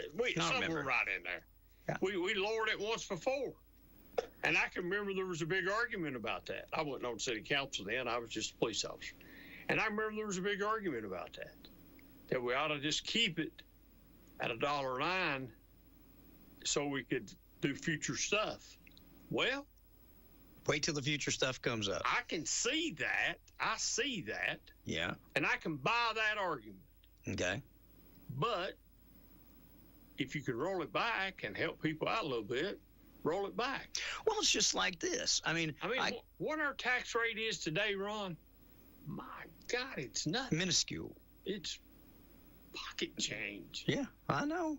It's great. I don't even know what it is. For what we get. Is it 40? It's down. It's 54? Once the reappraisal came in, it's low. It's low. It's way down. And I don't understand government to the extent that you understand government or local government, but I understand it enough that it just seems to me like there's not much. For instance, I can remember a time when police officers needed stuff, right? We needed stuff, and I remember you all would come talk to city council or at that time Steve or whomever, and we didn't have money. But I don't understand why, if we needed money for that or we needed money for a school project or whatever, people can't go to the people and say, this is what we want, this is why we need it, and this is how long it'll take to pay for it, then we're going to take it back off of you. But we don't believe that anymore. It doesn't matter. Politicians come and raise your taxes, just like we just got through saying about gas or about stuff going up. Even when it comes down for the manufacturer, it don't come down to me and you. And it's the same with taxes. When they put them on there, very seldom do they come off. I've seen them in the city of Clinton, I think twice, be lowered by council, not by reappraisal. And in this county, I've lived in this county since 1990 when I came home. One time have we lowered taxes. Now it was Mayor Terry Frank. She lowered them by 0.5 cent, I think in her first term. I can't remember when. That's it. Now, they came to us and said we needed to raise taxes to buy industrial property, which was a blatant lie from the beginning. That's a lie. We're standing here 20 years later, and they still haven't done it. They're still collecting the taxes to do it. That's a lie. And I don't care what the mayors diverted it to and used it for. I don't care what they've decided. They lied to us to get it. They didn't buy the land. It's a lie. It ought to be illegal, and they ought to owe it back to us plus interest. We ought to be able to sue them over it, but we can't. At least they tell me I can't. That said, because I would if I could. I heard that. That said, that's why guys like me are jaded when guys like you say, we're going to build a school, but in 20 years we'll take it back off. I'm like, oh, yeah, sure you will, David. You won't be here in 20 years. Somebody else will be here, and they won't take it off. Right. I won't probably be here in 20 years. Well, you might not, be here, but I doubt you'll be on city council. I won't be on city council because, and as I've told you, I'm leaning towards running again. And you're running. I probably am, but I've got. I'm voting for you whether you run or not. Dad, I appreciate it. Thank you. I've got some people that I'll talk to here in the next couple months, and my family will be heavily involved in it. The conversation, and my brother will be, and my really good friend Archie Brumman will be involved in it. He's been involved in every campaign I've ever had. Yep. And I'll cherish his advice. I'll ask him, can you do one more, like I've asked him every time. Hey, can you do one more? Can you do? I always do. I said, I ran for sheriff. I said, I'm going to run for sheriff. I promise you I won't run for nothing else. He said, okay. And then I ran for county commission, and I said, hey, I promise you. That's it. This is it. I'm through with politics, man. I'm through, and then I never did have any opposition in the school board. I didn't have to ask him to help me. But he was always on board. Sure. And when I got ready to run for city council, he said, I know. Just one, this is it. One more. And I called him the other day, and I said, hey, he said, I know. We got one more, right? I said, yeah, we got one more, maybe, buddy. I said, I'll talk to you during the first year over the holidays, and I will. And, I know I've got some of my family members that don't want me to run. That'd be all right, too. As long as my granddaughter's on board with me, I'm good with that. Because she's the main one, so she's prettier than I am, and people like her. She got Papa's wrapped around her finger. She does have Papa wrapped around her finger, but it's a family affair when you run, and everybody's got to be on board. So. Because everybody's always asking somebody, well, what'd your dad do this for? What'd your dad do that? My son will call me and ask me the craziest questions. Josh, I didn't do that. I don't know where you're getting it, but that's not, I've never heard that. I don't even know what you're talking about. It's funny how that stuff just comes up. Just comes up, I don't know what you're talking about. Dad, are you really raising Cain about the chickens? Well, no, I'm not raising Cain about the chickens, but there's people out here that don't want chickens in there right next door to them. Mm-hmm. So I'm just repeating what they said. Yeah, which is your job. People said you're raising Cain about the chickens. Well, I guess I am really. I'm raising Cain about because people don't want me. It's my job. You're just delivering the message. I'm just delivering the message, But I just look at what's going on in Clinton as far as growing. I mean, Market Street. Is that going to be your opponent's slogan? David Queener, he hates chickens. He hates chickens. He hates chickens. That's a good. And I love fried chicken, man. I'll be first to tell you, I love Kentucky Fried Chicken. But anyway, we got a lot. We've Market Street, mm-hmm. the pickleball courts, the bowling alley, the pool. We're fixing to open up a daycare with the Boys and Girls Club. It's going to benefit. Is that what all that building material stuff up at the Armory is? They're redoing all that. Boys and Girls Club got money. Okay. And the city is putting money in with that to help redo that because it's a city building. Yeah. But it's going to be the Boys and Girls Club is going to run their school program out of it, a daycare out of it. That'll benefit our employees. That will also benefit the employees up in the industrial park. Yes. If I'm not mistaken, the industrial park's giving some money to the Boys and Girls Club on that. So it's a joint venture where everybody we're trying to help out with daycare and do things like that. And so that's a big project right there. So if you look at that, the traffic signal down at Mariners Point that people said we couldn't get, We've got. We've got,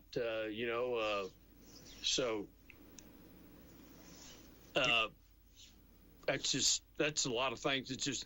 That's happened this year. So let me flip you from the city to the county real quick. What do you think about county races? We got. Well, there's only two right now that you've heard of. I'm basically talking about the mayor and, you're talking about the sheriff. Yeah. I don't think that Sheriff Barker will have any problem whatsoever. I don't think. What are your thoughts? People know what I think. I run my mouth every day. You're only here once a month. What do you think? I don't think Barker's got no problems. I don't either. I don't think. I have nothing bad to say about his opponent. I just think he's done the job. I don't even know his opponent, so I don't can't tell you who he is. If he walked in here, I wouldn't know him. I don't know either. I'm a Russell guy. Mm-hmm. I mean, I've been a Russell guy for a long time. I mean, as far as because I helped hire him down at the city, so I go way back with Russell. I'm a Russell guy. I think he's done a really good job. Him and Brian Galloway, they've done a good job. Yes. Which now, don't get me wrong, I thought Lucas and Paul White done a good job too. Yeah. When they were over there, but since Russell's been there, I think he's done a good job. He's he's had some challenges as far as keeping employees, but heck, everybody's had those challenges. Yeah. Those are nationwide, and we're still not. His deputies are still not paid.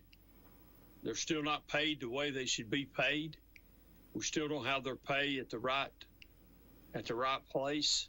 I mean, we're eventually going to have to get off the pot here and pay them, whether we want to or not. Yeah. And so he's got some challenges there. We've got to try to figure that out. I don't have to try to figure it out. They've got to try to figure it out, along with County Commission.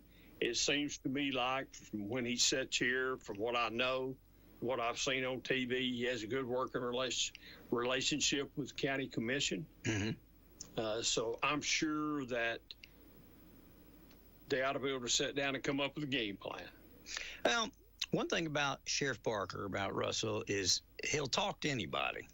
If you'll stand still long enough, he'll talk to you. And I think that that's good in so much as a lot of our elected officials, if you're not necessarily on their side, they don't want to hear from you or talk to you. Russell will listen to you.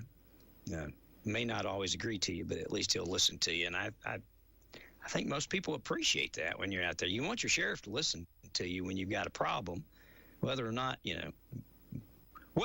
can actually help you at least he'll sit and listen to you. I know he has me. I bellyache to him a lot. So. Well, I mean, he's just a good guy too. Yeah. He's an Anderson County guy.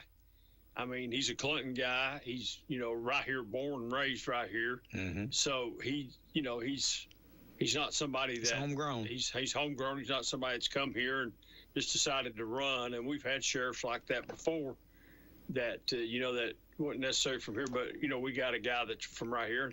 And I think he's done a good job. And I think he deserves another term. As far as the county mayor, mm-hmm. What has she done? She's done a pretty good job. I think she has anyway. I know that it appears that the consternation, the problems that are out there, swirl about animal control. Well, she's trying to build a new animal shelter. $5 or $8 million animal out there. Well, the city put in some property, didn't you? Yeah, they bought the property. Yeah, she's got the grant money to do it. I heard her ask something here not long ago to go ahead and do something. I mean, she's working on doing that. County taxes have not went up in a while. No. I don't know. We're still chugging right along.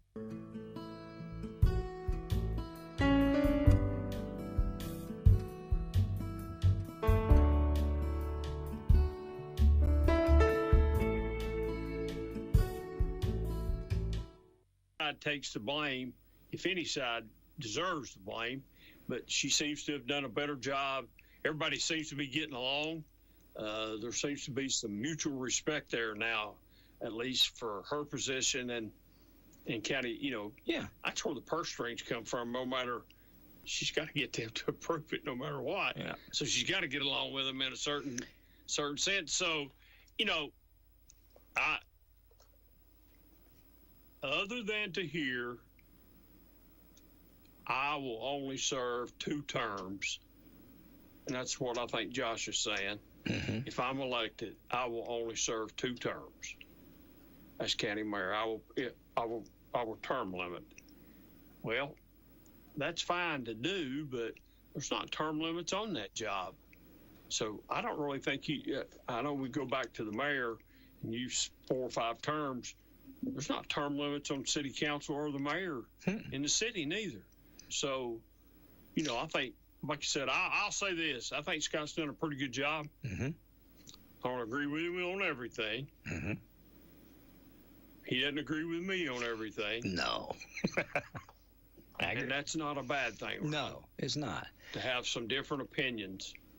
And I think, too. But at the end of the day, did we both do what's right for the citizens of Clinton? Yeah. And that means more to me than whether I agree with Scott or he agrees with me. Same thing on the county side. Same thing on the county side. I'll ask you this question, and we got a call if you want to take a call. Yeah, I'll take it. If I told you today that Zach Wamp could still be our United States representative, would you take it? Yep. Do you see? So a lot of times that is my argument a lot of times on term limits. And who's to say what he would have done in the last number of years? But Congressman Wamp was good to everybody. Republican, Democrat, liberal, conservative. He took care of his people. Yes.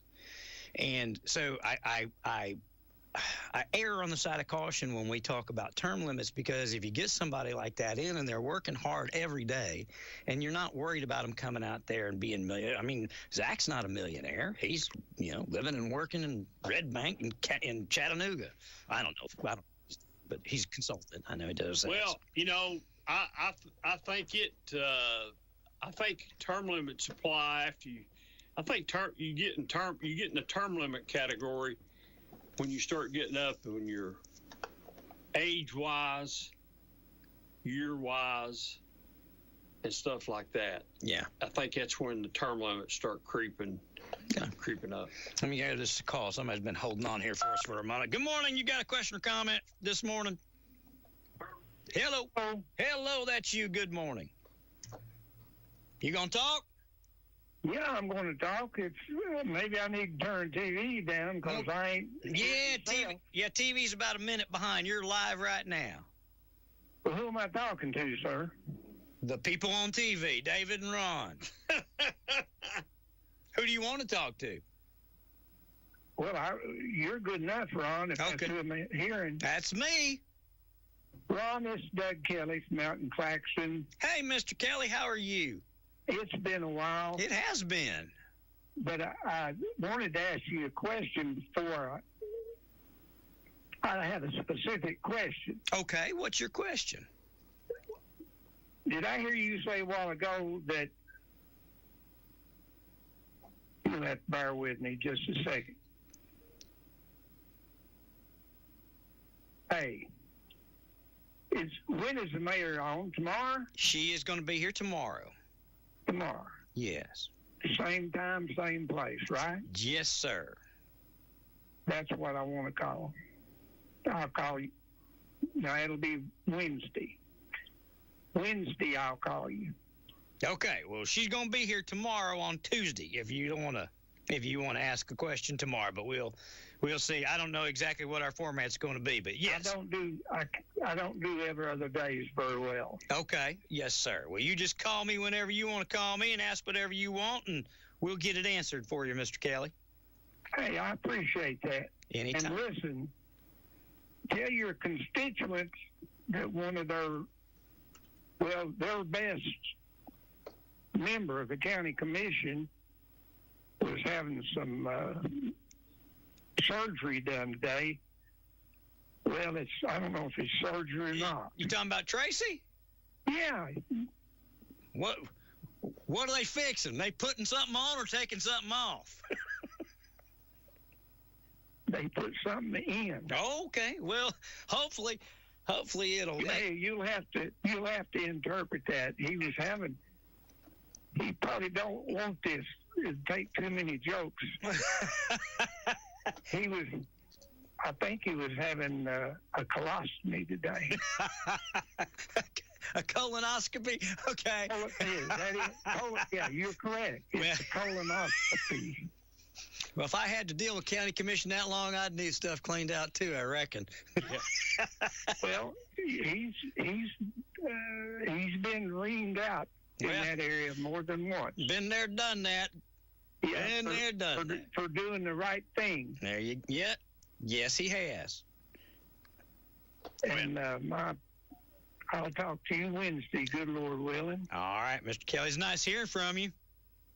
Well, you too. And do you talk to my daughter Shan? Oh, times? Well, I listen. You have to be a good listener. I don't know how much talking I get in, but I listen. Yes, she's a good one. Yes, she is. And yes, I do. I talk to her frequently. She was texting with me last week. One thing in her 56 years, whatever it is, 58. You mean 40 years? Nothing. I was just aggravated. I was trying to help you not to give her age there, Doug. I'll let you go. Okay, buddy. I'll talk to you Wednesday, good Lord willing. All right. Thank you, sir. Bye-bye. And, hey. Yeah. Hey, your guest there. I like a lot of what he says. He can hear you. Thank you, sir. Thank you. Okay. Thank you both. Bye-bye. Hey. Yeah. Thank old Jasper, too. He's the one that had me call you. All right. I'll put him on it. Bye-bye. Thank you, buddy. Bye-bye. So, Shannon's daddy. So, hopefully Tracy's doing okay. Yeah, hopefully. Well, he's going that. If he ain't, everybody's going to be calling and checking on him now. We'll be checking on him now. Daddy-in-law done called and told everybody. I've been there and done that. You know, the actual having it done is not as bad. You go to sleep. It's just getting ready for it. That's the fun. Yeah, if you could bypass the getting ready for it, it wouldn't be bad. Everybody'd want to do it. Yeah. But anyway, you know, I hope everybody has a good Christmas and a Happy New Year and all that good stuff. And I wish that to you and your family. Thank you, brother. We're gonna. You know, things will get better. Well, you know what? Things are good. things are good. They might get better, and it's okay, but things are good. Somebody called the other day, and I assume they're talking about Josh Anderson after I make this comment that I'm going to make, that there's all these campaign signs up everywhere from different candidates. There's only Josh's. I've only seen Josh. I saw. And I'm not seen, and maybe if I've not went over the whole county, so maybe there's a ton if you go over the whole county. But Josh put out his 500th sign last week. He's got 500 out? He's got 500 out at this moment. That's from him, not me. He said that, not me. So I would just tell people this. I hate them. I hate them too. I hate picking them up and putting them out. I've done that. You have too. They're very expensive. Yes. But you have to put them out. You have to. You have to be able to put them out. I'm not. If I ever run again, I ain't doing it. I wish they would say they're illegal. You can't put them out. Yard sign? Yeah. Have at it. Have at it. But a 4x4 or 4x8? No.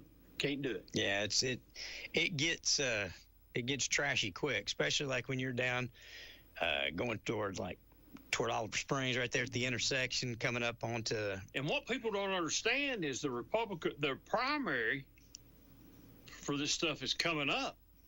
March. No. Yeah. Yeah, it's right around the corner. Mm-hmm. So you can't wait. I mean, you can wait, but I understand Josh thinking he needs to get out here and put signs up because he's running against established candidate. Sure. That's in office. Just to be honest, she's pretty strong. I agree. I mean, well, it's like you said, I probably would take somebody's money to run against her, but I wouldn't spend my own money.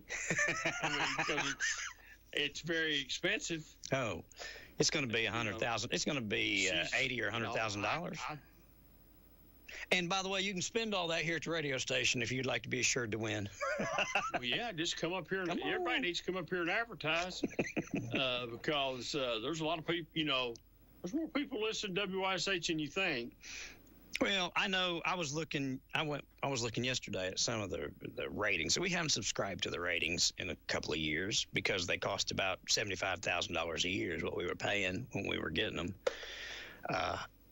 But it's pretty impressive how many people listen to this state of all the radio stations that you can hear when you go get in your car and drive home and you scan out of every radio station that you hear. The morning show in WYSH from 6 a.m. until 12 noon has more listeners than any other station, including Merle.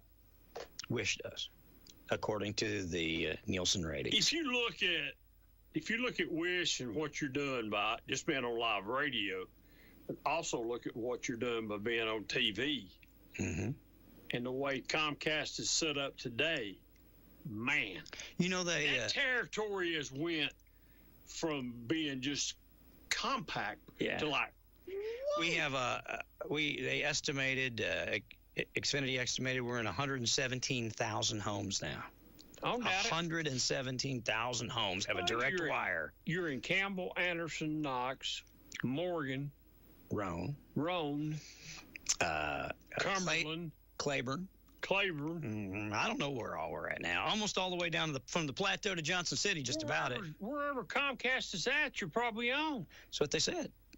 I mean, I think they divided up West, Middle, and East Tennessee. I think that they've divided it into 3 sections now. But we're on all of East. That's just in itself, just on TV, has to jack up the viewing audience a little bit. It does. Now, not everybody can listen in the daytime because they're working, but people can listen, do things at night. The great thing too is Brad archives this stuff on YouTube forever. It's archived on our Facebook page for 30 days. It's archived on his for 30 days. Then there's another archive on YouTube where you can go back and listen to this. It'll be there forever and ever and ever. Amen.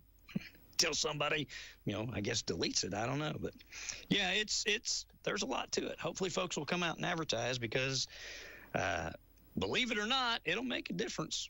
You can ask Steve Emmert, or you can. I mean, there's a few people I can guide you right to that lost because they decided they knew more than WYSH about running. And that's fine. Maybe they did. Maybe I was wrong. But they live in Florida and I live here still. And Terry's still the mayor. There you go. At the end of the day, I was right. I tried to help best I could, and I've said it before to other folks too. Don't take for granted. People take for granted the people that listen to the station because they talk to them and everything else. But it's just a tool to make an impression, and it will, good or bad. So hopefully you've heard me tell the story. I think that I was on a cruise. I was sitting at the dinner table. I'm out in the middle of the ocean, and this guy just keeps. Sometimes you can feel it. Tell when somebody's looking at you. Somebody's looking at you. Mm-hmm. I thought, man, have I done something? Have I said something inappropriate that this guy's wife's heard or something, and he's fixing to come over here, and I'm fixing to get in a fight out here in the middle of the ocean. I said, I've not said nothing. And we're only a couple nights into the cruise, so I knew I hadn't. And eventually he just come over and asked me the question, hey, do you do a sports show back in Clinton? And I said, yeah, it's not in Clinton, it's in Oak Ridge. Yep. And he said, well, my son said that's who you were. And he said he's got some friends that live in Andersonville, and we live in Halls, and he's seen you on TV on Friday nights because those people's parents watch your show. There you go. And I said, okay, I appreciate that. And I said, if you don't mind me asking, I can't remember his name, but he was like VP of operations or something from Food City. Well, there you go. And I said, well, I appreciate that. And, so we're out in the middle of the ocean, and my son just goes absolutely ballistic. We can't go anywhere now. Because everybody knows that Dad. Somebody ain't saying something about that show. It's the truth. I couldn't go to Home Depot at Oak Ridge because people would want to talk. What do you think about football? What do you think about this? What do you think about that? I know Jasper brought that list in here, and I enjoyed going back and forth with him. Mm-hmm. I'm just guessing like he is. I don't know. Yeah, but you guess. I've said this. Oh, I'm just a guess writer sometimes. I've said this for a long time. I've said when it comes to football and politics, you're in the 90 percentile. I think I'm accurate with that. I don't know about the politics part of it, but... Well, who have you picked wrong that you can remember? You picked Terry. Mm-hmm. I'm trying to remember when we've had contested. When that was contested, you tell me you felt you was going to win. I'm trying to think. I can't think of one that you've led me astray on. Picked Rick Scarborough. You picked Rick. Yeah. But that one wasn't really contested. I tried to tell some people that I was close to that our current governor was going to win the race. Yeah. They kept telling me I was crazy. Alan told me I was crazy. Alan thought that... I said, no, I'm not crazy. Watch and see if Bill Lee don't win this thing because the two other idiots out here battling each other. They're ignoring him, and he's taking advantage. He took the high road, didn't say nothing bad about anyone. He's taking advantage of all of it. Yeah. I think me and you missed it on Weston Wonk. We both put our eggs on. I thought Weston would win when he won Oak Ridge, Clinton, Campbell County, won it all up here and lost down in Chattanooga. I thought he went off his dad's name. I did two down there. I think down there it would, and I thought if he won here, it was a good sign. Well, the first time he ran, he won down there by astronomical amounts and lost up here. So then when he ran 2 years later, he put all of his eggs in the basket up here and left folks to help him down there, and he came up short down there. I just see completely different with Flashman. I don't have any I don't know if I could sit in the room with him long enough to even have a conversation. I have some disagreements with him that are deep. I know. I just have some. I know. I've tried to. We've tried to make inroads. I've tried to see it both ways, and That's the only one it's the only contest. The guy's place that he took didn't have any problems with trying to help Clinton. No. Agreed. So. And I just thought, we thought things would continue on the way they're supposed to. Yeah, I just thought you could help out all constituents. At least help out. What you're being asked to do is not very much because, first of all, you're not going to write the letter. We asked for help on a grant. On a grant on a fire We're trying to get a fire truck. It's not like we're asking them to buy somebody a fire truck. All we want him to do is write a letter and send it, which would have required his signature because let me tell you, some staff person would have wrote the letter. Let me tell you this. Thursday, right? I got a thing asking, we're eligible for a grant for opioid money for distributing educational information on the air for opioid money, right? And guess what it asked for? Any letters of support. Now, who would you think could write a good letter of support for a grant? Congressman, right? I haven't asked him yet, but I probably will. But that's all the city was doing is like trying to get a letter of support from a congressman to get us a leg up on getting a grant. It's not illegal. It's not wrong. It's not immoral. There's nothing under the table. I guarantee you everybody that applied for that money had somebody do something for them. Well, sure. Absolutely. And, yeah, I just didn't think we were done right on that incident. And that's all right. Well, I've mended fences with Congressman Fleischman. He and I get along fine. We do. And he's satisfactory. I'm not dissatisfied. Well, I'll badmouth him like I used to. And I would make. You don't badmouth him too much. I would. What's what I'm saying? I'll badmouth him like I used to. I'm over it now. Yeah. I'm a big boy. Yeah. And I'm over it. But I just thought that he could have took 2 minutes. Well, I didn't mean to open up old wounds, but that's one of the only ones I remember that you called wrong. Yeah. I can't remember another one. I really can't. Local politics that you got wrong. So when it comes to football and politics, that's why people put stock in it. If Weston run today and he was running against him, it really wouldn't matter if he'd have helped us got the fire truck. I probably would still be for Weston Wamp because I like his thinking. Yeah. Well, he's very much like his father. Like his father. And he helps everybody. And I think you got to remember when Weston Wamp run the first time when he ran, I was a big Democrat. You were. I remember. There wasn't no going over to the R side and voting for anybody. I didn't vote that way. No, I know. But I was willing to do that for him. I remember. And I've done that since. So not necessarily for him, but for other people. Sure. But I'm just saying he's maybe he's doing what he's supposed to be doing right now. I think he is, and I think he'll be back in the national spotlight at some point. He's still a young man. I don't know if he's hit 40 yet. Well, I'd like to see him run before I kick this world out and go from being on top of the grass to being underneath the grass. I would really like to see him run one more time. Yeah, if he throws his hat in the ring, I guarantee you he'll come up and see you. Well, I'm all on board with him, man. I know. I'm 100%. I guarantee you this. I would put a yard sign in my yard today. I'd put one in my mother's yard today. And I know my brother probably would do the same thing. Yeah. So, and my son would too. Yeah. So I would support.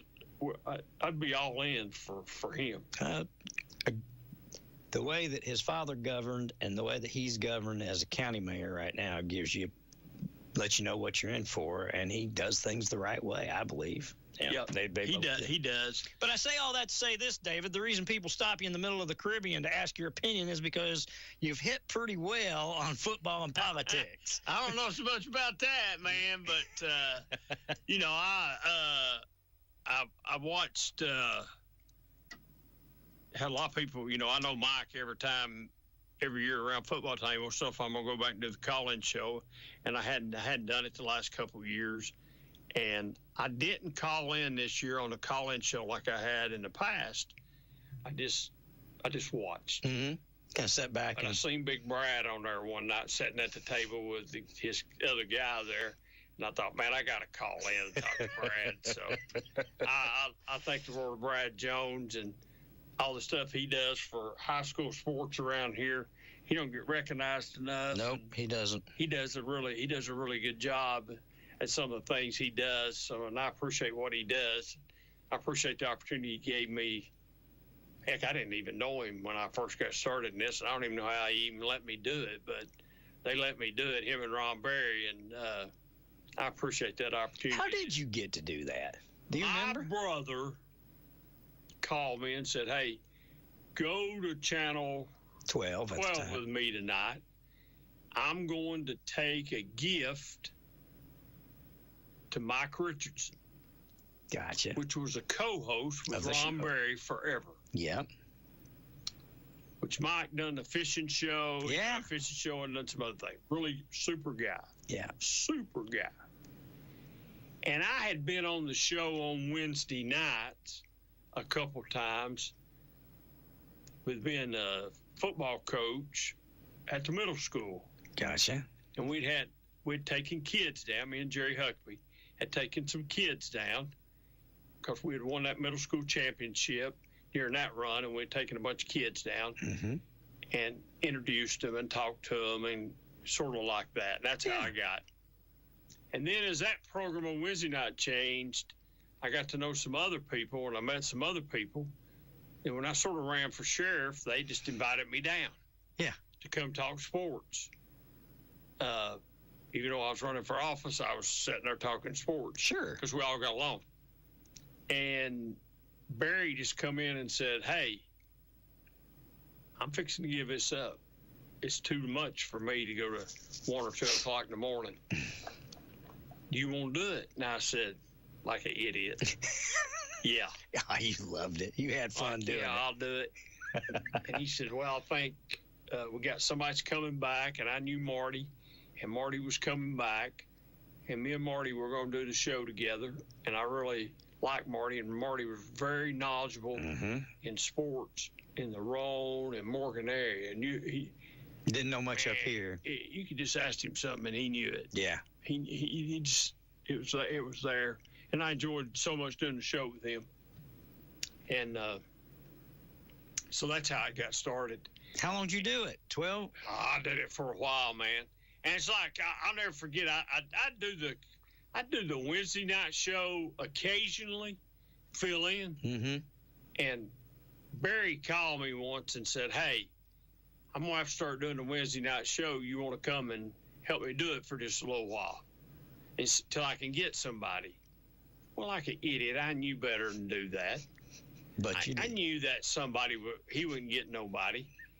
And we just got into it and got it, and it just kept on and on and on. And I kept saying, Barry, I'm ready to cut back on some of this. I don't mind. Wednesday night or Friday night, decide what you want me to do. And he said, well, if we're going to retire, let's both retire at the same time. So not only that, Barry, they had started to pick up high school football and do it live on TV. Yep. And I'd never done none of that. It's different talking sports, sitting in this little old room, me and you and Dad. Sitting out there on the field. And sitting at the press box, knowing that you're going out all over the place and you're having to describe what's going on in a game, and you got to make some sense. I'd never really done that. And I don't know if there's a class you take somewhere to get training on it or not, but I had no training. And I just sort of got thrown into the fire on that. And next thing you know, we're doing I'm driving to wherever I would leave my house. Depends on where we were going, how early I had to leave. Yeah.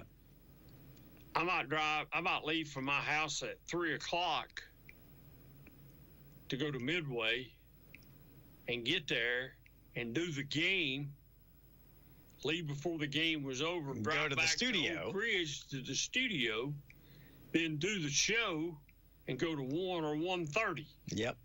So everybody thought, well, you're just doing an hour? No, man, I've been at this since I'm on the road from 3 o'clock to whenever. That's a lot of. Oh, I know. There's a lot of time invested in it. People don't know what all goes on behind the scenes. I met some really good people. Yep. I met some really good people, and I don't regret. Wimp Shootman said to tell you are his favorite guest on this show. That's what he just said. Well, tell David he's my favorite guest. Great stuff. I appreciate him saying that. I really do. But there's other guests that come up here that there's a lot of people like more than they like me. I didn't mean to interrupt you. Like David West and people like that. So they got a bigger following than I do. But I've been threatening to get me a guitar and bring it up here and just talk about they got me a guitar and you want me to sing a song. Sure. I'm afraid you asked me to sing the song. I pay good money to see that, David. You do. I pay good money to see that. But anyway, well, that's how it got. That's why you get questions in the middle of the Caribbean, because people watched it and they appreciate your opinion, especially on football, sports, and politics. I ain't got no problem giving you my opinion. This is true. It might be wrong, but I'll give it to you. Even when we don't ask for it. Even when you don't ask for it, I'll give it. I've been known to do that a time or two. It's got me in trouble a time or two. And that's all right, too. But, I've enjoyed it, and I enjoy coming. I enjoy coming up here and talking, and you've always been good to me, whether it's at the police department, the fair, or just in general wanting to come up and talk. And every election I've ever run's been involved with WYSH. I can honestly say that. True. I'm not won them all, but every election I've been involved in, I've kicked off right here, and yes, sir. I'll do the same thing coming up sometime next year. If I'm gonna run for city council, I'll kick it off right here on WYSH, just like I have at others before me. I've already got you down as running, just so you know. Well, I appreciate that.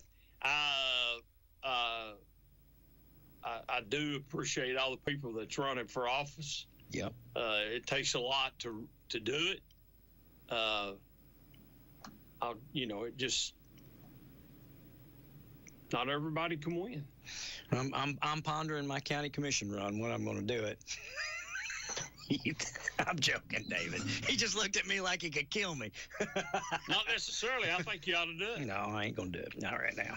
I've got a few out there that would like to, and I I say the same thing you say. I was like, well, what would I do different than so and so isn't doing? And I don't know that I don't have any large issues that I think I can do better than anybody else is doing at the moment, and I don't need to be county commissioner. I don't want. There's nothing about it outside of being able to help the community, and as long as it's going good, I don't have a problem. I wanted to be county commissioner at one time, and I ran my little guts out to be county commissioner, and I didn't get elected, but I don't know that.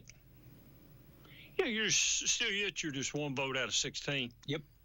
And that's it. Again, if things are moving in the right direction, I don't know so much that you need to start.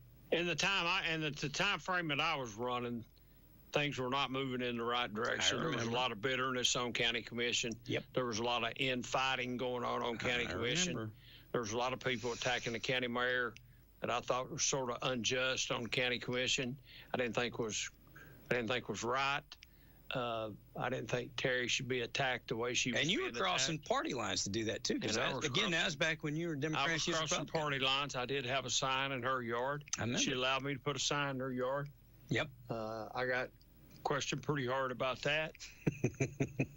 I said, "Hey, Catherine wasn't happy about that." Catherine wasn't happy about that.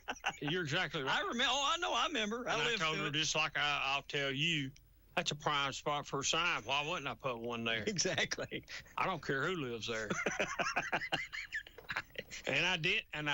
I know. But it was no different than her coming up to me and saying, "You are going to vote for Steve Emmert, aren't you?" Yeah, and her being the chairman of the Democrat Party. Yeah, I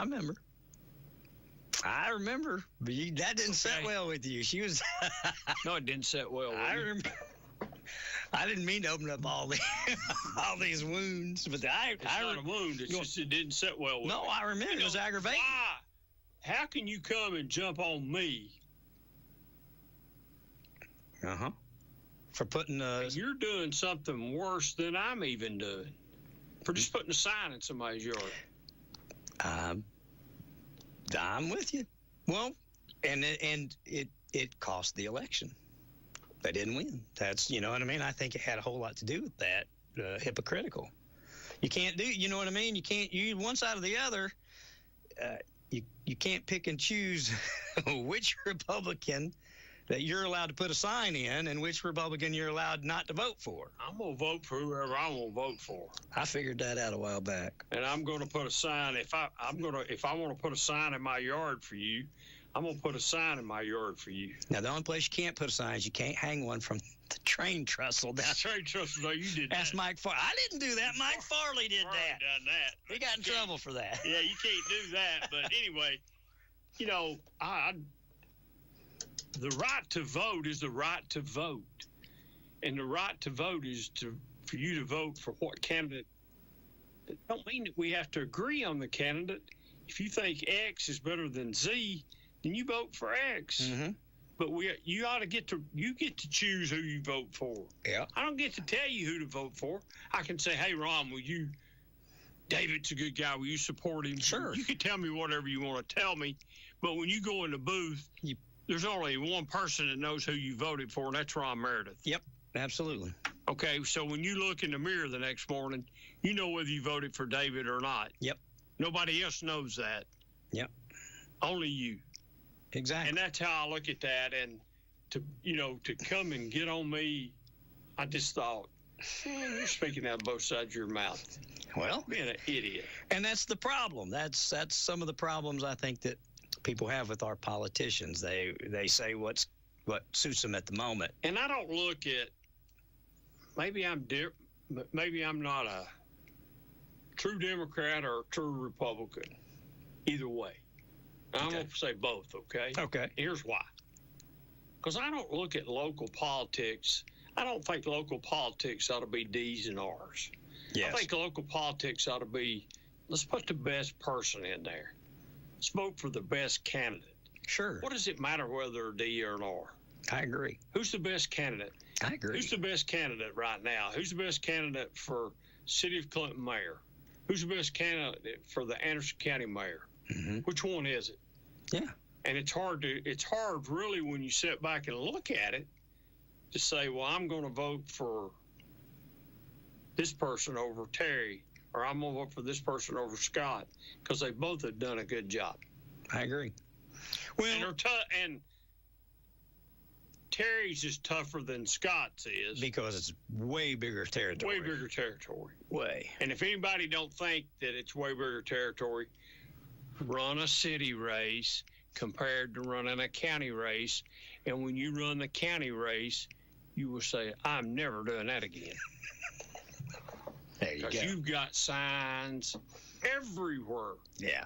If Josh has only put 500 out, that's a drop in the bucket of what he can put out probably. Oh, I'm sure he's probably going to do that again. He'll have to. You have to. I don't know. A lot of the folks, I don't know where they get the energy, enthusiasm, and support to be able to do what they have to do. And money. Good Lord, it's expensive. It's very expensive. You got to have a committed group of people behind you.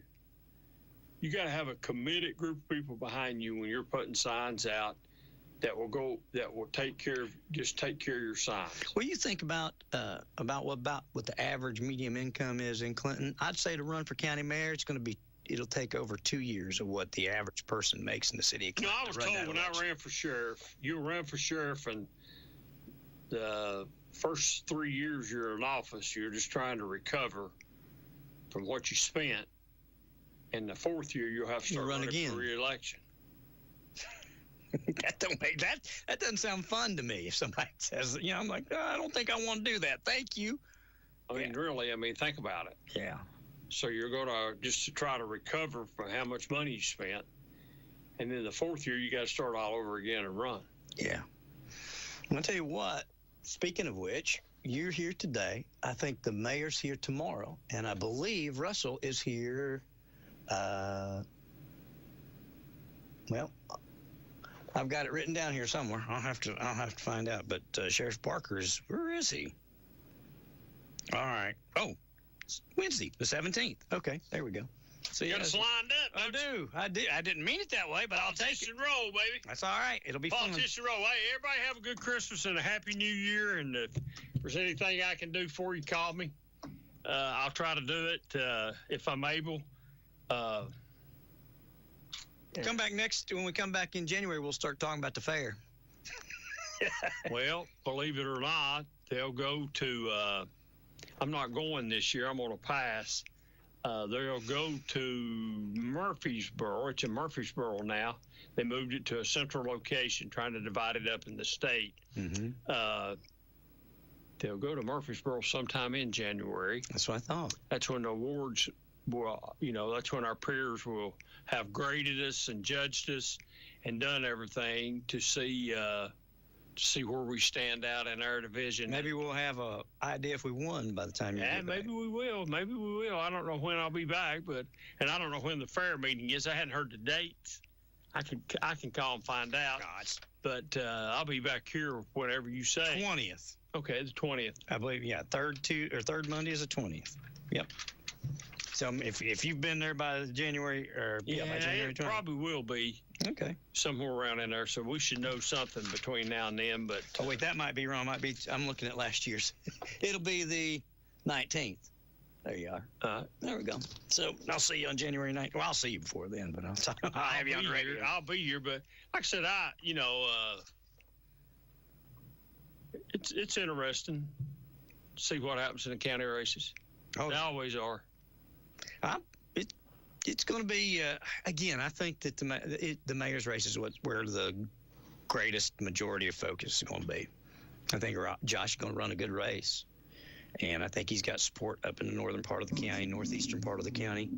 But like you said, I don't know that people can stand up and find too much egregious wrong that Mayor Frank has done. So we'll just see. You got to be able to prove, if you're running. You got to have a reason why you're running. Absolutely. That's what I was just saying. Although I'm extremely flattered anytime anybody, especially in the Republican Party and some of these regional or even state people, ask me to contribute or run, I'm flattered and I appreciate it. But I think to myself, well, what will I do different?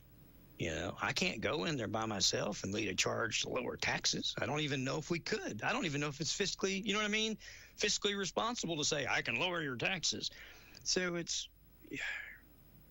you've got to have, and the only reason I ran in 2009, and you know this for a fact, is so that we could have some of the stuff that we're getting today, walking trails, going over to South Clinton, the parks and the things that you guys are doing right now, were stuff that I wanted to continue on back then. And Mayor Burton felt like it needed to be put on hold and done later. And I felt like we needed to keep going. And he won. And to his credit, it's coming. We're getting it. Just had to wait a little while. Just had to wait. I'm not the most patient person in the world. I'm not patient neither, but... But that said, I had a reason to do what I was doing as opposed to just want to be county or city mayor run. If funds are being spent... crazy and the budget's always overspent. Oh, yeah. And they're having to do different things. You can come in and say you'll be more physically responsible and things like that. And, you just, like I said, if somebody wants to run against me, second floor election commission, have at it. But, man, you need to tell me. I just like to know for myself. Yeah. What'd you do? What did I do? What did I do that you're going to do different? What did I vote on? You're not for the pickleball courts. You're not for the swimming pool. I think they're chicken fans. You're not for they probably are. You're not for Market Street. You're not for redoing the bowling alley. Mm-hmm. Huh? You're not for trying to help our industrial people out and our citizens, our employees on daycare. To have daycare, we're trying to jointly do all this stuff. Mm-hmm. We got the building to do it. You're not for that. Where's the difference? Tell you somebody. You didn't raise taxes this time. Oh, so you're for raising taxes? Okay. You won't find anybody out there for that. I don't think. Well, you're too big a supporter of the schools. Well, just run against me for that then, because I'm always going to support the schools. Well, when we can run the schools like we do with our tax rate like it is, again, we haven't had to raise taxes to do it, and our taxes have been the same. I can remember the meeting I was in with Bones Sievers, and with Mayor Burton and council, and Mayor Burton had just got in, and the city was not in great financial condition, and we were talking about a loan. You know exactly what I'm talking about with the municipal league, or with the bond pool. Thank you. And it was going to be a pretty substantial loan. And I'll never forget, I'm not going to say who, but one of our elected officials in that meeting, we were discussing this loan, said, well, we can go ahead and raise taxes. I think it was going to be like 19 cents, David. It was a pretty big shot. And the loan. And I remember Bones said, no, don't do both. That's not responsible. All we're trying to do here is get the city whole. Guys, you need to concentrate on being fiscally responsible. You don't need to raise taxes if you'll do this. And so they set forth and did that to be